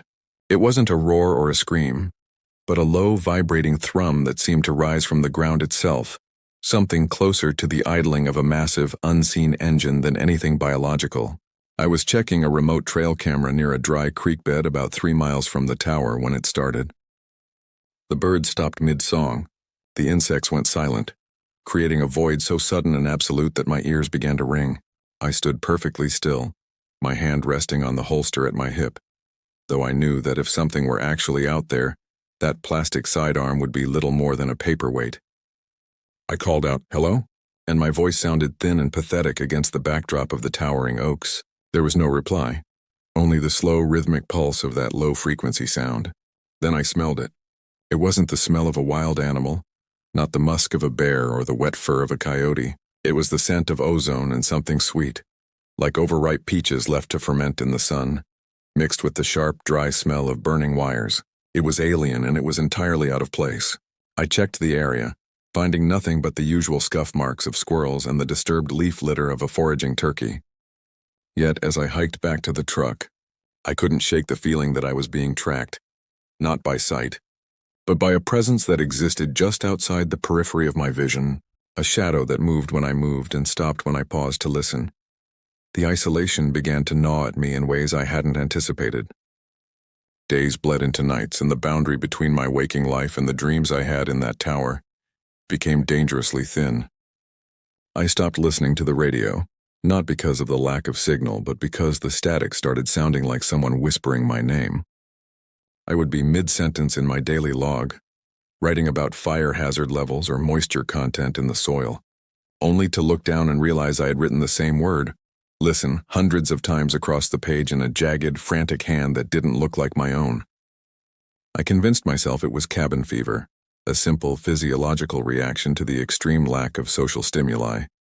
But deep down, I knew that the forest was doing something to my cognition. It was narrowing my focus, forcing me to pay attention to details that no rational person would care about. The specific way the moss grew on the north side of a hickory tree, or the unsettling symmetry of the spider webs that draped the entrance to the tower. I remember one Tuesday around the middle of October, when the sky had turned a bruised, sickly shade of violet. I had been out clearing a section of trail near the Devil's Den Creek when I stumbled upon a campsite. It wasn't a modern one. There were no bright blue tarps or synthetic sleeping bags, just a circle of stones, soot-stained and ancient, and a collection of personal items that looked like they belonged to a different century. There was an old rusted tin cup, a leather-bound journal with pages that had long since rotted into a gray pulp, and a pair of spectacles with one lens missing, resting atop a flat rock. It felt like a monument to a disappearance, and as I crouched to inspect them, the air temperature dropped so sharply that my breath began to cloud in front of me. I felt that same familiar thrumming in my chest, the sound of the earth idling. I turned around, expecting to see a bear or perhaps a stray hunter, but the woods were completely empty. Except for the trees. I swear, as I looked at the surrounding timber, the trunks seemed to be leaning toward me like a crowd of people straining to hear a secret. I left the site as quickly as I could, my heart thumping against my ribs, convinced that if I stayed, I would simply be added to the collection of items on that rock. My nights became a cycle of waking up at 3 a.m., drenched in cold sweat, with the distinct, unshakable impression that someone was standing in the corner of the room. I started sleeping with the light on, but it didn't help. The shadows in the corners of the fire tower seemed to have a weight to them, a density that defied the laws of physics. I began to talk to myself just to break the suffocating silence, but my own voice sounded like a stranger's. I'd say things like, "It's just the wind, Tom, just a draft in the floorboards," and the sound of my name spoken aloud felt like an intrusion, a violation of the sanctity of the mountain. Then there were the dreams. They were always the same. I was walking through the forest, but the trees were replaced by towering monolithic structures of black glass. I was searching for someone, a figure I couldn't quite identify, but every time I reached out to touch them, they would dissolve into a cloud of ash and dry, dead leaves. I would wake up screaming, the sound tearing through the silent tower, and I would spend the rest of the night shivering in my cot, watching the door, waiting for the handle to turn. I started to notice that my supplies were going missing, not in large quantities, but little things. A candy bar from my pack, a single match, the compass I kept on the desk. They weren't being stolen by an animal. They were being moved. I'd find them placed with impossible precision in a perfect circle on the floor of the landing outside. It was a message, though I was too terrified to decipher it. It was an invitation to acknowledge what was out there. One afternoon toward the end of October, I decided to drive into the valley. I needed to see people, to feel the texture of normalcy again. I parked the truck in Mina and walked into the first diner I saw. The place smelled of fried bacon and wet wool. I sat at the counter and Clara, the waitress I had spoken to before, poured me a coffee without asking. Her hands were shaking. "You're still up there," she said, not as a question but as a statement of pity. She leaned in close, the smell of her floral perfume cutting through the scent of the grease. "You need to leave, Thomas. My father was a ranger back in the 50s, and he told me that when the woods start giving you gifts, you're already halfway to being part of the history of this place. They don't want you to leave. They want you to watch." I asked her what she meant, who the they were, but she just shook her head and turned back to the grill. She wouldn't look at me again for the rest of the time I was there. I left a $20 bill on the counter, even though the coffee was only $2, and drove back to the forest, the silence of the woods waiting for me like a hungry mouth. The closer I got to the tower, the more the reality of my surroundings began to distort. The road seemed longer, the trees more crowded, the sky a deeper, more oppressive shade of charcoal. When I reached the base of the ridge, I saw it, a fire burning in the clearing near the tower. My first instinct was pure, unadulterated panic. I hadn't lit a fire. I had been gone for hours. I parked the truck and grabbed my heavy flashlight, creeping up the path, my boots making no sound in the damp soil. As I rounded the final bend, the fire was there, but it wasn't a campfire.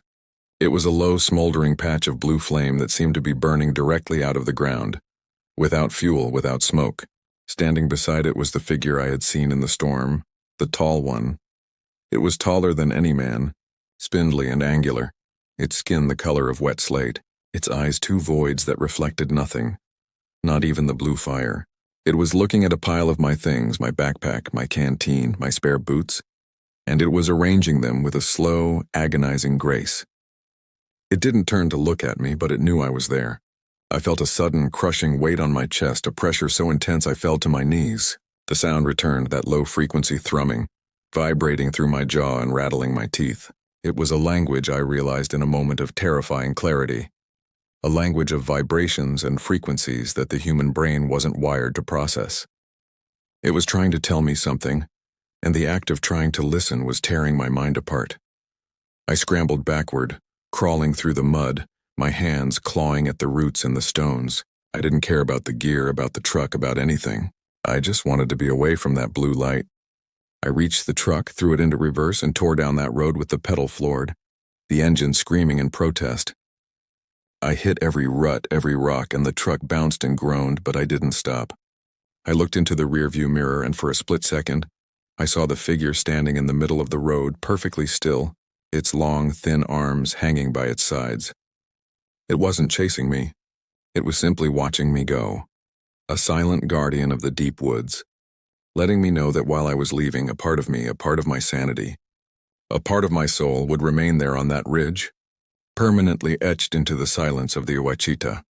I am back in the city now, living in a small, cramped apartment where the traffic never stops and the lights are always on. I spend my days in a gray, windowless office staring at computer screens. But the silence still finds me. Sometimes in the middle of the night, when the city is at its quietest, I hear it. That low, rhythmic pulse, the sound of the earth idling. And I know that if I were to look out my window, I wouldn't see the city street. I would see the pines. I would see the mountain. And I would see the tall one, standing in the darkness, waiting for me to come back and finish the conversation. I haven't slept more than 2 hours at a time in months. I keep my doors locked, I keep the lights burning, and I try to remember the man I was before I went up that mountain. But the memory is fading, replaced by the crushing weight of the forest and the knowledge that some things in this world are not meant to be understood. They are only meant to be feared. And sometimes, just sometimes, I think I hear it calling my name from the closet, a sound like dry leaves skittering across a stone floor, beckoning me to come back to the trees, to the silence, to the cold, waiting arms of the mountain. I don't know what it wants. I don't know if it's a remnant of a forgotten history, or something that arrived here long before the stars were born. I only know that I am not the person I was, and I will never be that person again. The forest has a way of marking you, a way of leaving a shadow on your heart that never fades, no matter how far you run or how bright the lights you surround yourself with. And I fear with every fiber of my being that one day soon, the silence will become so loud that I will have no choice but to answer. The forest has a way of marking you, a way of leaving a shadow on your heart that never fades, no matter how far you run or how bright the lights you surround yourself with. And I fear, with every fiber of my being, that one day soon the silence will become so loud that I will have no choice but to answer. It has been 6 months since I fled the Ouachita. Yet the transition back into the rhythm of civilization feels like a clumsy, hollow performance. My colleagues at the regional office were understanding, or at least they were professionally polite, when I handed in my resignation via email. They asked if I was all right, if the isolation had simply proven too much for a man accustomed to the bustle of urban life. I told them what they wanted to hear, that the solitude was too heavy, that I needed to be around people again, that the fire lookout life just wasn't for me. They accepted these excuses because they are the convenient, comfortable explanations that allow people to sleep at night. They don't want to know that the forest isn't just a collection of timber and stone. They don't want to hear about the blue fire that burns without fuel, or the entities that manipulate the fabric of reality with a frequency that vibrates the marrow in your bones. I live in a studio apartment now, 3 floors up in a brick building that faces a narrow dead-end alleyway. It was the cheapest place I could find that allowed me to be near the ground floor if I ever needed to leave in a hurry, though I rarely leave at all. My life has been reduced to the essentials: coffee, work, and the maintenance of my own sanity. I keep the television on at all times, the low drone of news anchors and talk show hosts providing a chaotic human soundscape that masks the silence I dread. But even then, the silence manages to bleed through. In the quiet moments between commercials, or in the dead of the night when the city's power grid seems to surge and dip, I hear it, that low, rhythmic thrumming, that idling engine sound that belongs to no machine ever built by man. It is a persistent, haunting reminder that the geography of my life has been permanently altered. My dreams are no longer dreams. They are visitations. Night after night, I am pulled back into that clearing near the Iron Springs lookout. I can smell the pine needles damp and decaying and the sharp, ozone-scented air that preceded the arrival of the tall one. I find myself standing at the edge of the woods, my feet rooted to the soil, unable to turn away. The forest in my dreams is not the one I hiked through in October. It is ancient, towering, and sentient. The trees are not merely plants. They are gargantuan, silent observers, their branches reaching toward the sky like the grasping fingers of a buried titan. And there, standing in the center of the blue flameless fire, is the entity. Its stillness is the most terrifying part. It doesn't move, it doesn't breathe, it doesn't blink. It simply exists, a void in the shape of a man, watching me with eyes that are not eyes at all, but windows into a darkness so absolute it makes the physical world look like a thin, painted backdrop. I have spent my savings on books, archaeology, local folklore, physics, even occultism, searching for a name, a reference, anything that might explain what I encountered. I've scoured the records of the Arkansas Historical Society, looking for accounts of hikers who went missing in the Ouachitas, for stories of strange lights or sounds that predated my stay. There are rumors, of course. There are whispers of the wood devils, of people who walked into the brush and emerged days later with their memories wiped clean, or their hair turned white as bone. There are tales from the era of the early settlers about creatures that could mimic the voices of loved ones, to draw the curious away from the safety of the campfire, but none of them describe the tall one, and none of them explain the thrumming. That sound, I am convinced, is not a biological communication but a signal, a calibration of sorts. Sometimes I wonder if the forest is still watching me. I catch myself looking at the potted fern in my apartment, wondering if it too is a part of that vast interconnected network of sentient malice. I know how insane that sounds. I am a man of science, or I used to be. I spent my 20s studying botany and resource management, learning how to quantify the health of a forest by the density of the canopy and the diversity of the understory. Now I see the world as a thin veneer stretched over a bottomless abyss. The fear is not that I saw a monster. The fear is that the monster saw me and it marked me. It acknowledged my existence, and in doing so it tethered me to that place in a way that distance cannot sever. I started keeping a journal, not of my daily life, but of the shifts in my own consciousness. I write down the sounds I hear, the way my reflection in the mirror seems to lag by a fraction of a second, the way the shadows in my apartment occasionally stretch and contort into shapes that look suspiciously like long, spindly limbs. My therapist, a kind woman with a voice that sounds like dry paper, tells me it is post-traumatic stress, a reaction to the isolation and the harsh conditions of the forest. She talks about regrounding techniques, about focusing on the present, about the importance of routine. I listen to her, I nod, I take the pills she prescribes, but I know she is wrong. There is no therapy for the realization that the world is far older, far more dangerous than we ever dared to imagine. Last Thursday, I was sitting in my living room, the television playing a rerun of a sitcom I didn't care about, when the power flickered and died. The silence that followed was total. It was as if the world itself had stopped moving. I sat in the darkness, my heart hammering against my ribs, and for a moment I could smell it again, the scent of overripe peaches and ozone. It was in my apartment. It was in the hallway. It was standing right behind the door. I didn't move. I couldn't move. I felt that same familiar pressure on my chest, the feeling that my lungs were being squeezed by invisible fingers. And then I heard it. It wasn't a sound of the wind or the building settling or the city outside. It was a voice, my own voice, coming from the other side of the bedroom door, whispering, "Tom, it's time to come back." I didn't open the door. I sat there until the sun rose, my hands clenched so tight my knuckles turned white. When the light finally hit the carpet, the smell was gone, and the apartment was just an apartment again. But the terror didn't fade. It has settled in, a cold, hard stone in the center of my being. I haven't left the house in 3 days. I've started boarding up the windows, not because I think it will keep anything out, but because I need to feel that I have some control over my own space.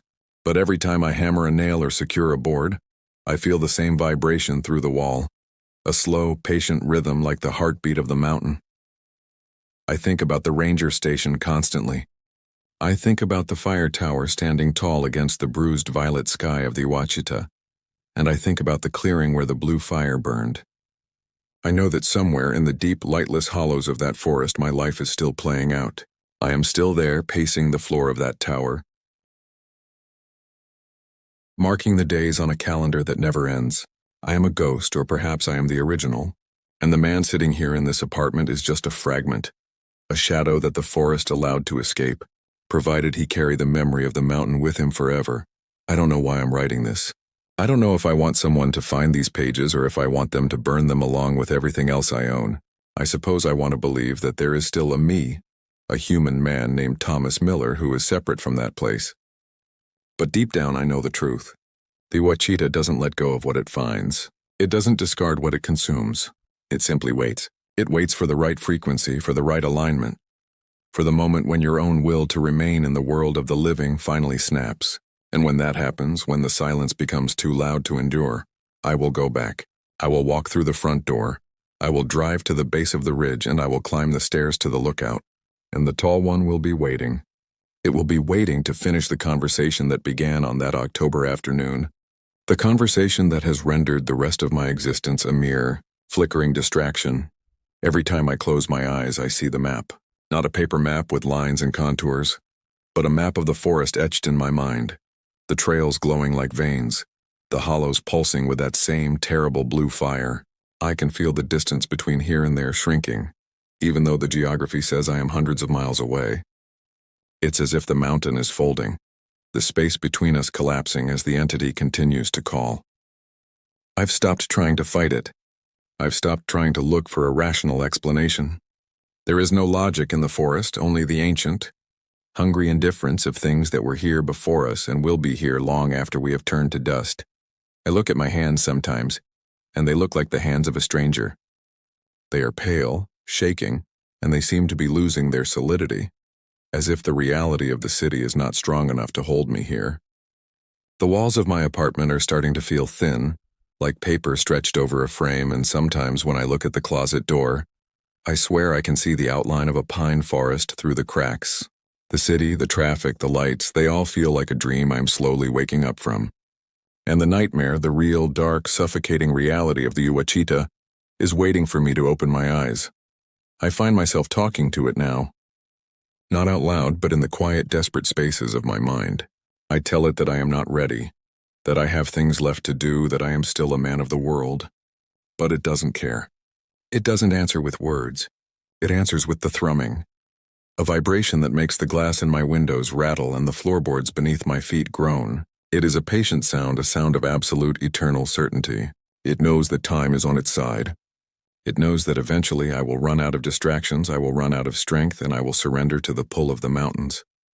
I think back to Clara in the diner. I think of the look in her eyes, the pity, the recognition, the terror. She knew. She knew that once you have been touched by the forest, you are no longer a citizen of the human world. You become an extension of the woods, a sentinel of the silence. I am a part of the history of the Ouachita now, even if my body is still here in the city. A piece of me is out there, standing in the clearing, watching the fire. And as the days pass, as the silence grows, I can feel that piece of me calling the rest of me home. It is raining tonight. The sound of the water against the brick is relentless, a steady rhythmic drumming that perfectly matches the cadence of my own pulse. I am sitting here in the dark, and I can hear it coming from the other side of the room, from the shadows that are no longer shadows, but the deep, impenetrable thicket of the Ouachita National Forest. I am tired of fighting. I'm tired of the lights. I'm tired of the questions that have no answers. The silence is calling, and it is a beautiful, terrifying sound. I think I will turn off the lamps now.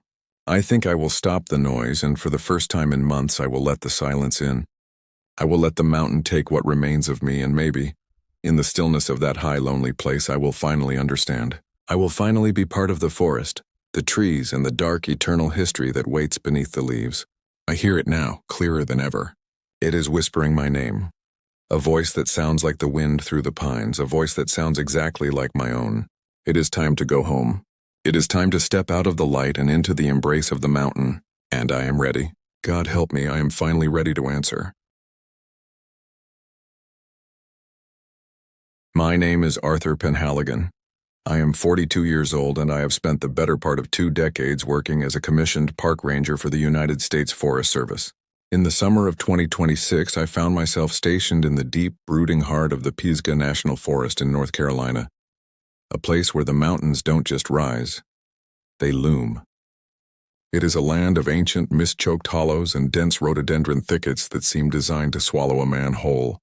And looking back, I realized that for all my training and all my years in the backcountry, I was entirely unprepared for what began to unfold in those woods during the month of July. I had been transferred to a remote sector near the Shining Rock Wilderness, a rugged expanse of high-altitude ridges and tangled drainage basins that feel less like a public park and more like a forgotten corner of the world, where the rules of civilization have long since lost their purchase. The heat that year was oppressive, a heavy, humid blanket that clung to the skin and turned the mountain air into something thick and breathless, smelling of damp earth, decaying hemlock needles, and the sharp, metallic tang of an approaching storm that never quite seemed to break. I lived in a small, isolated ranger cabin about 5 miles off the main gravel fire road, a structure of weathered cedar and stone that had been there since the 30s, its foundation settling into the mountainside with a groan every time the wind shifted through the high canopy. It was a lonely posting, but that was the point. I had always preferred the company of silence over the noise of the lowlands, and for the first few weeks the isolation felt like a balm. The nights were deep, suffocatingly dark, punctuated only by the rhythmic chirping of katydids and the occasional distant snap of a branch that I always attributed to deer or black bear moving through the underbrush. I kept a log, as I was required to do, documenting the trail conditions and the rare encounters with weekend hikers. But I began to notice a shift in the woods shortly after the second week of July. It started with a silence, a profound, unnatural stillness that would descend upon the forest at irregular intervals. It wasn't the kind of quiet that comes before a storm.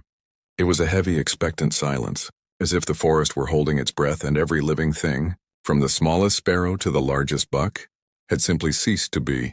The first time it happened, I was patrolling the narrow ridgeline near the Big East Fork, checking for illegal campsites that sometimes popped up in the protected zones. The air was perfectly still, the leaves motionless on the trees, and the forest floor, usually a cacophony of rustling and movement, went dead silent. I stopped in my tracks, my hand instinctively dropping to the radio clipped to my belt, though I knew there was no signal out there. I listened, my heart hammering against my ribs, waiting for the return of the ambient noise, the breeze, the insects, the distant murmur of the creek, but it didn't come. Instead, I heard something else. A low, rhythmic vibration that seemed to emanate from the ground itself, a subtle, pulsing frequency that I felt in my teeth and in the marrow of my bones. It lasted for perhaps 30 seconds, and then, just as suddenly as it had vanished, the forest rushed back to life. The wind picked up, a bird called out from the canopy above, and the normalcy of the woods returned. But the sensation of being watched, not by an animal, but by something that possessed a cold, calculating awareness, settled into the base of my skull and refused to leave. I walked back to my truck with my stride a little longer than usual, my pulse racing, telling myself it was nothing more than an atmospheric anomaly, a pressure change in the mountains that played tricks on the senses. But I couldn't shake the image of the dense, claustrophobic foliage that had seemed to lean in toward me as I walked. When I got back to the cabin, I sat on the porch with a cup of coffee that had gone cold, staring out into the dark wall of trees, trying to rationalize the feeling. But the darkness seemed to be pressing against the screens, and for the first time in my life, I felt like a trespasser in a place I had sworn to protect. A few days later, I ran into a man named Silas Miller, a local who lived in a small, dilapidated farmhouse about 3 miles outside the forest boundary. He was a man of few words, his face a roadmap of hard labor and sun exposure, and we had spoken a handful of times when he came up to the gate to complain about trail maintenance or bear activity. He was sitting on the hood of his truck near the trailhead when I pulled up, his eyes fixed on the dense tree line with an intensity that made me pause before stepping out. He looked older than I remembered, his skin pale and his hands shaking as he gripped the edge of his hood. I asked him if he was doing all right, and he looked at me with a hollow expression, his eyes darting toward the woods and back to me. He told me he hadn't seen a deer in the basin for 3 days, which was unheard of, and that his hound dog, a stout, aggressive animal, hadn't left the crawl space under his porch since the night the silence started. He didn't use the word, but he hinted at something that had been whispered about in these mountains for generations, a legend of the woods that usually stayed confined to late-night campfire stories, a presence that predated the settlers, something that moved between the trees like smoke, leaving no tracks and making no sound, a sentinel of the hollows that detested the intrusion of man. He told me that my grandfather, who had also been a ranger in these parts, used to say that there were places in the Pisgah that were not meant for humans, pockets of space where the veil was thin and the ancient things were still awake. I tried to laugh it off, citing the unpredictability of wildlife and the stressors of the drought, but Silas just shook his head and got into his truck. He told me to keep my light on and my eyes on the sky, not the ground, because whatever was moving in the brush wasn't walking on its feet. I didn't sleep well that night.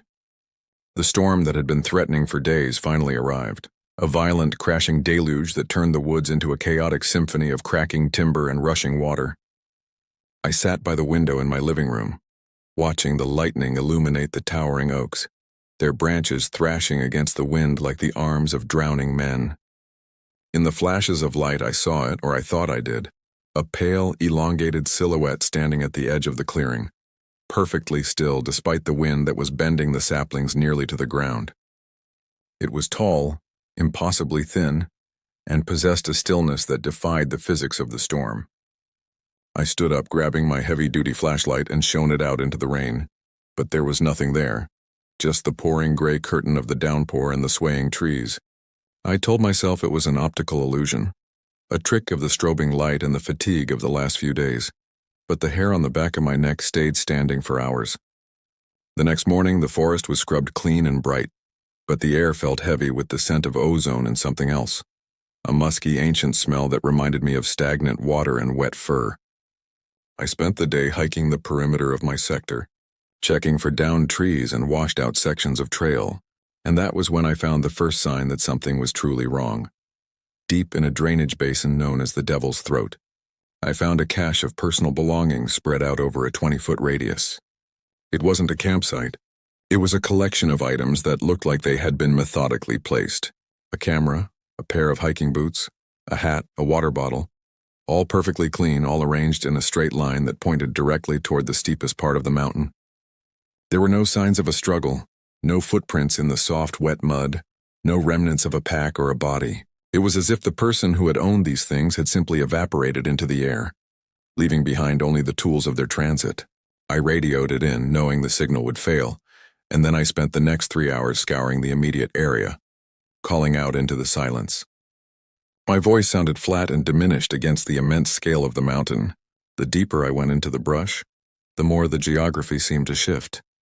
I recognized the landmarks, but they felt distorted, the distances between the trees growing wider or narrower as I moved, and the sun seemed to lose its position, hanging stationary in the sky as the afternoon stretched into an eternal gray twilight. I found myself at a ledge I didn't recognize, looking down into a hidden valley that wasn't on any of my maps. It was a bowl of ancient ferns and moss-covered boulders, and in the center there was a collection of white, bleached stones arranged in a perfect circle.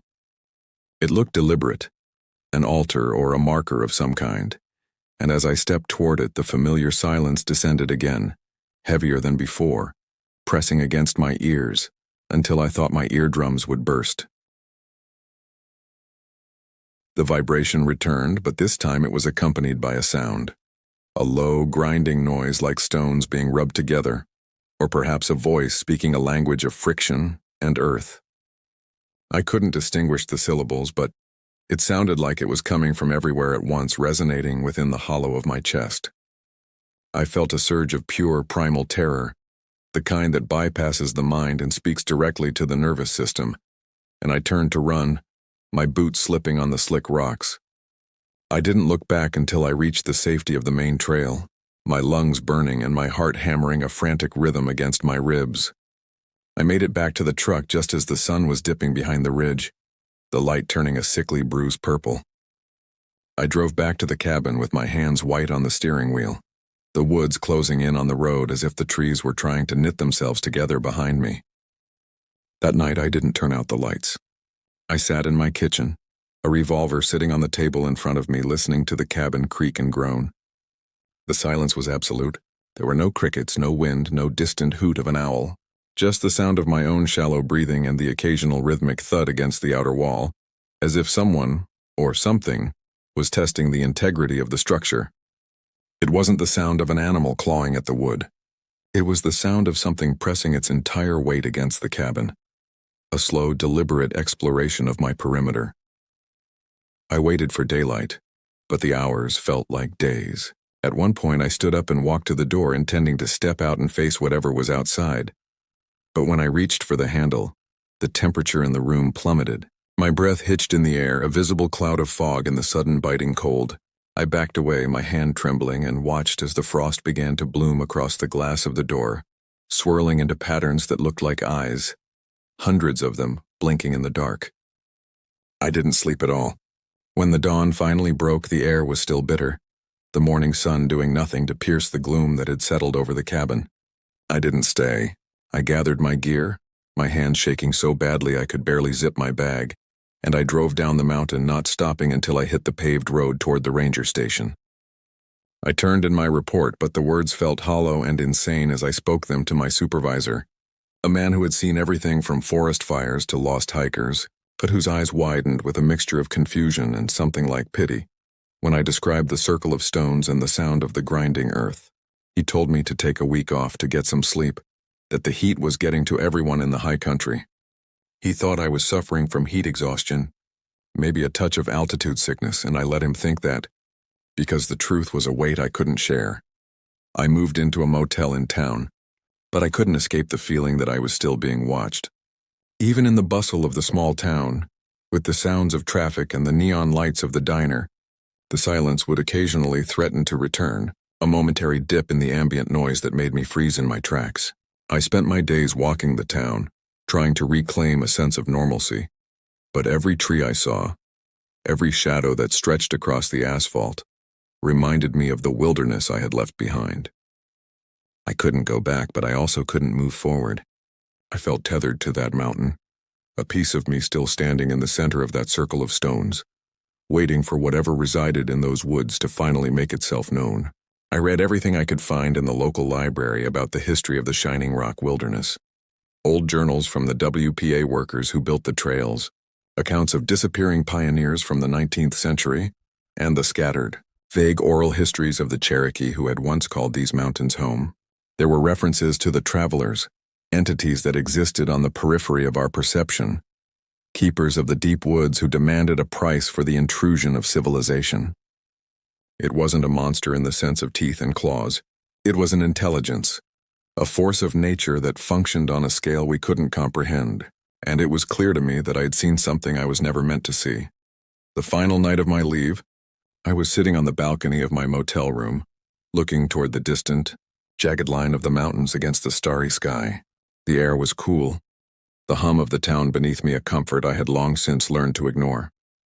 I heard a sound, not the silence, but a voice, clear and distinct, calling my name from the direction of the dark, looming ridge. It wasn't a human voice. It was the sound of 1,000 dry leaves skittering across pavement, a chorus of rustles that somehow articulated my name with perfect precision. Arthur. It drifted on the wind, a whisper that seemed to bypass my ears and resonate directly inside my skull. I stood up, gripped the railing until my knuckles turned white, and looked out into the darkness. There was a light on the ridge, a single flickering point of illumination that shouldn't have been there, miles away from any power source or trail. It pulsed once, twice, 3 times, a slow rhythmic blink that mirrored the vibration I had felt in the forest. I turned and ran into my room, locking the door and turning on every light. But I knew it wouldn't make a difference. The mountain was calling me back. I haven't gone back, not yet. But I wake up every night at the same hour, the air in my bedroom cold enough to turn my breath to mist, and I can hear it, the sound of that distant, grinding voice waiting for me to return to the silence, waiting for the forest to close over me once and for all. I don't know what it is, and I don't know if I will ever find the courage to go back and finish the job I started. But I know that the woods are still there, the trees are still growing, and the silence is waiting for someone else to come looking for the truth.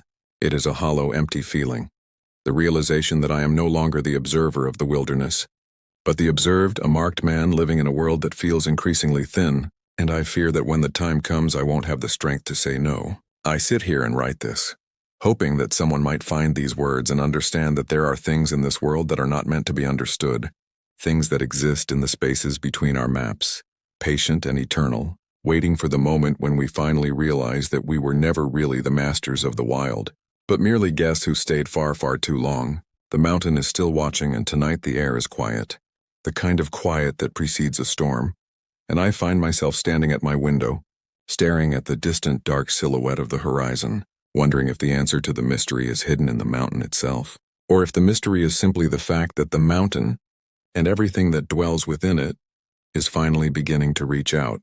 I can hear the vibration now, deep in the floorboards of the motel room, and I know it is time to stop hiding. But the thought of returning to that place, to that circle of stones and that suffocating, heavy silence fills me with a terror that I cannot name, a dread so profound that it makes the simple act of breathing feel like a betrayal.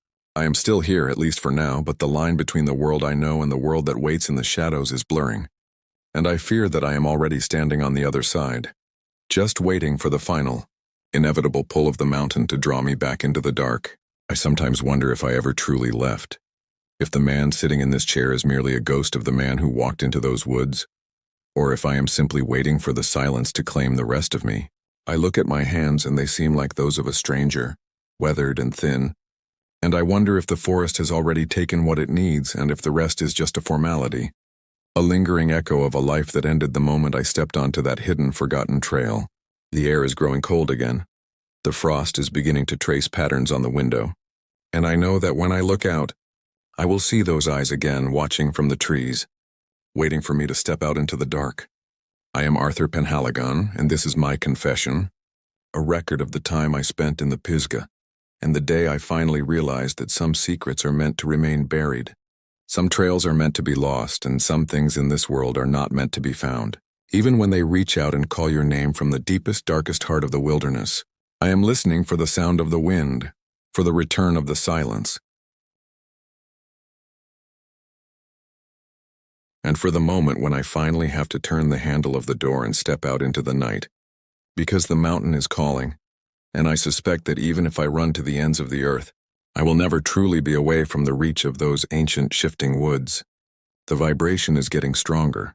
The floor is trembling beneath my feet, and I can hear the sound of the leaves, thousands of them, whispering my name in the dark. It is time, I think, and I am, for the first time in my life, entirely and completely afraid of what I might find on the other side of the door. The mystery of the Pisgah is not a question to be answered. It is a weight to be carried, and tonight I think I am finally ready to set it down, or perhaps to let it consume me entirely. I look at the dark, and for a fleeting moment I see the silhouette, that tall, thin shadow, and I know that my time is running out. The silence is absolute, and in the quiet I realize that I have been waiting for this my entire life. I open the door and the cold air of the mountain rushes in, carrying with it the scent of wet earth, hemlock, and the deep, eternal mystery of the wilderness. I step out and the door clicks shut behind me, and for the first time I don't feel the need to look back, because I know that what waits for me is not an ending but a continuation, a journey into the heart of something that has always been, and will always be, beyond the reach of human understanding. The woods are quiet, the stars are bright, and I am walking, step by step, back toward the center of the world, where the silence is absolute and the shadows are waiting to tell me the truth about why I was chosen, and what it really means to belong to the mountain. I don't know where the path leads, but I know that I am finally on it. And as I disappear into the deep, dark canopy, I realize that the fear has faded, replaced by a strange, cold sense of belonging that I have never known before. The mountain at last has welcomed me home. My name is Arthur Penhaligon, and at 34 years old, I have spent the better part of a decade working as a commissioned park ranger. But nothing in my training prepared me for the summer of 2014 in the Olympic National Forest in Washington State. I've sat on this porch for 12 years, watching the fog roll off the mountains, trying to reconcile the man I was before that assignment with the man I am now. A man who keeps his heavy-duty flashlight within arm's reach even in his own living room. People come to the Olympics for the silence, for that ancient, damp hush that swallows the sound of your own footsteps. But they do not understand that silence in a forest like this is rarely empty. It is heavy, expectant, and sometimes it is hungry. I had been stationed at the Ho River sector, a rugged expanse of temperate rainforest where the moss grows thick enough to dampen the sound of a falling tree, and the canopy is so dense that even at high noon, the light reaches the forest floor in thin, sickly gray ribbons. I arrived in late May, just as the snow was retreating from the higher elevations, ready for the solitude. I had requested this transfer because I wanted to be alone, away from the complexities of a failed marriage and the suffocating noise of city life, wanting nothing more than the routine of trail maintenance and boundary patrol. For the first 3 weeks, it was everything I had hoped for. The air smelled of wet cedar, decaying needles, and the cold mineral sharpness of glacial melt. I spent my days walking the perimeter, checking signage and clearing debris from the paths. My only companions the occasional Roosevelt elk that would stand, statue still, watching me from the shadows of the hemlocks. It was toward the end of June that the shifts in the forest became palpable, not in a way that I could point to and define, but in the way the air seemed to lose its oxygen whenever I ventured past the 2-mile mark on the Upper Ho Trail. There was a specific drainage area, a bowl-shaped depression flanked by jagged rock outcroppings, where the birdsong would cease with a sudden jarring finality. The first time I encountered the irregularity was on a Tuesday. I was checking a remote trail camera that had been reporting a malfunction. The plastic casing rattled loose by the wind or perhaps a wandering bear. As I knelt to examine the mounting, I noticed a series of marks on the trunk of a massive rotted-out Sitka spruce, about 7 feet off the ground. They weren't the typical gouges of a bear claw. They were too precise, too elongated, like the impressions of fingers that were far too thin and far too long. I dismissed it as some strange burl formation or perhaps the work of a vandal, though the isolation of the site made the latter unlikely. I went back to my truck, the smell of ozone clinging to my uniform, and that was when the auditory hallucinations began, or at least, that is what I told myself they were. It started as a mimicry, the sound of a human voice calling my name from deep within the thickets. A sound so indistinguishable from my own supervisor's voice that I had turned around, shouting back only to be met with a silence so absolute it made my ears ring. I stood there for a long time, my hand hovering near my radio, listening to the drip of moisture from the ferns, waiting for a repeat. But nothing came. I told myself it was the wind moving through the hollows, a natural acoustic trick of the mountain range. I returned to the ranger station, a small cedar-sided structure nestled against a rise, and that night the rain started, a relentless drumming deluge that didn't let up for 4 days. During that time I was confined to the station, documenting the trail reports and drinking coffee that grew cold before I could finish it. The isolation began to grate on me.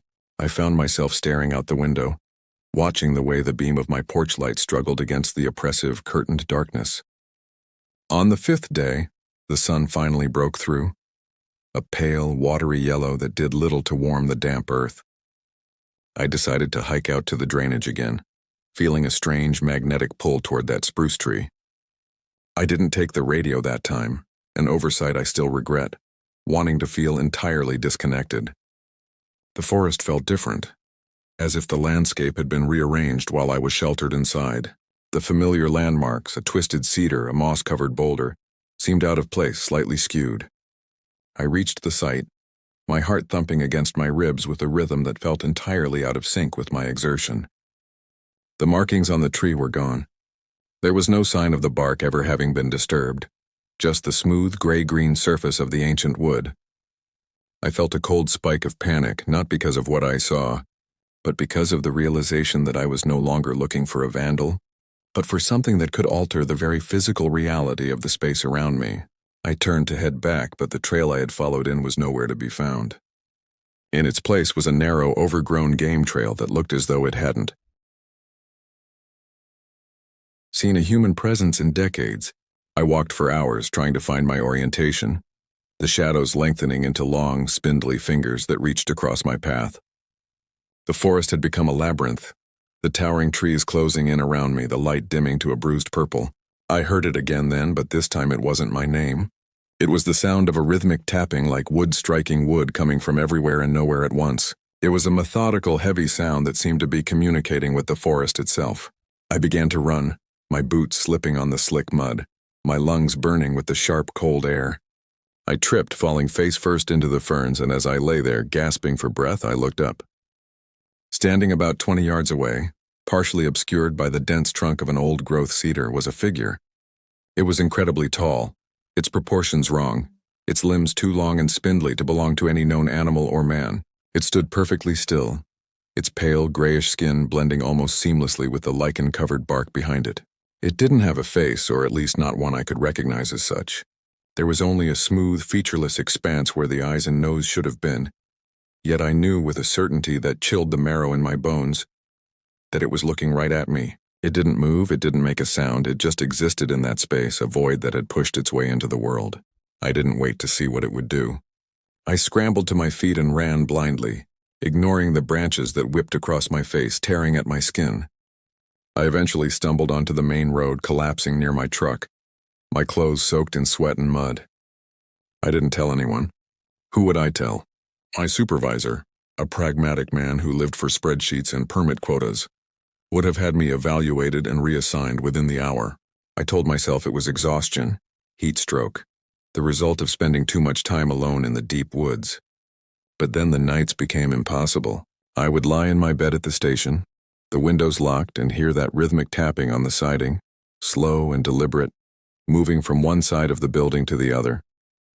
I would grip my flashlight, waiting for a breach, waiting for the walls to simply fold away, but the morning would always come, and the exterior of the station would be undisturbed. I checked the perimeter every day, looking for tracks, for anything, but the ground remained stubborn, showing me nothing. The weeks bled into July, and the feeling of being watched never left me. It wasn't just the woods. It was the interior of my own home.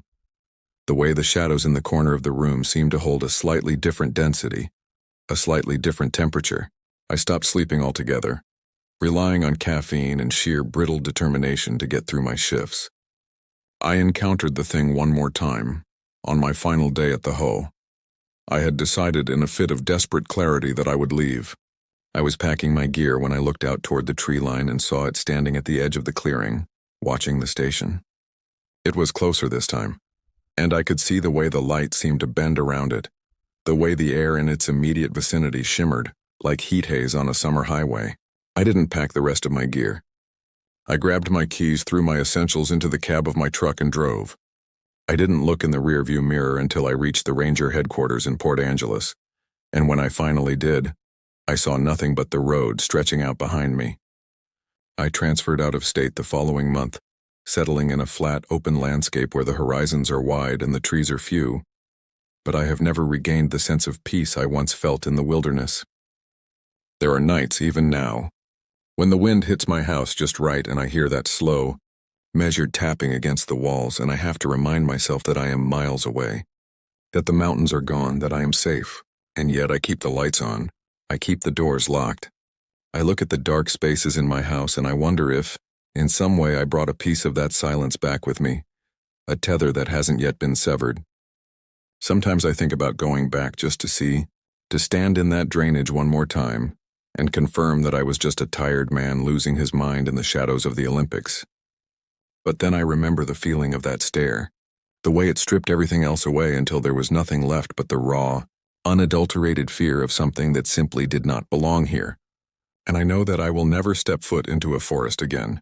I am still here, still working, still existing in the mundane, but I am constantly listening, waiting for that tapping to start again, waiting to see if it finally decides to stop waiting in the shadows and steps fully into the light. Do you think it's possible for something to be tethered to a person, even after they've left the place where they were first encountered?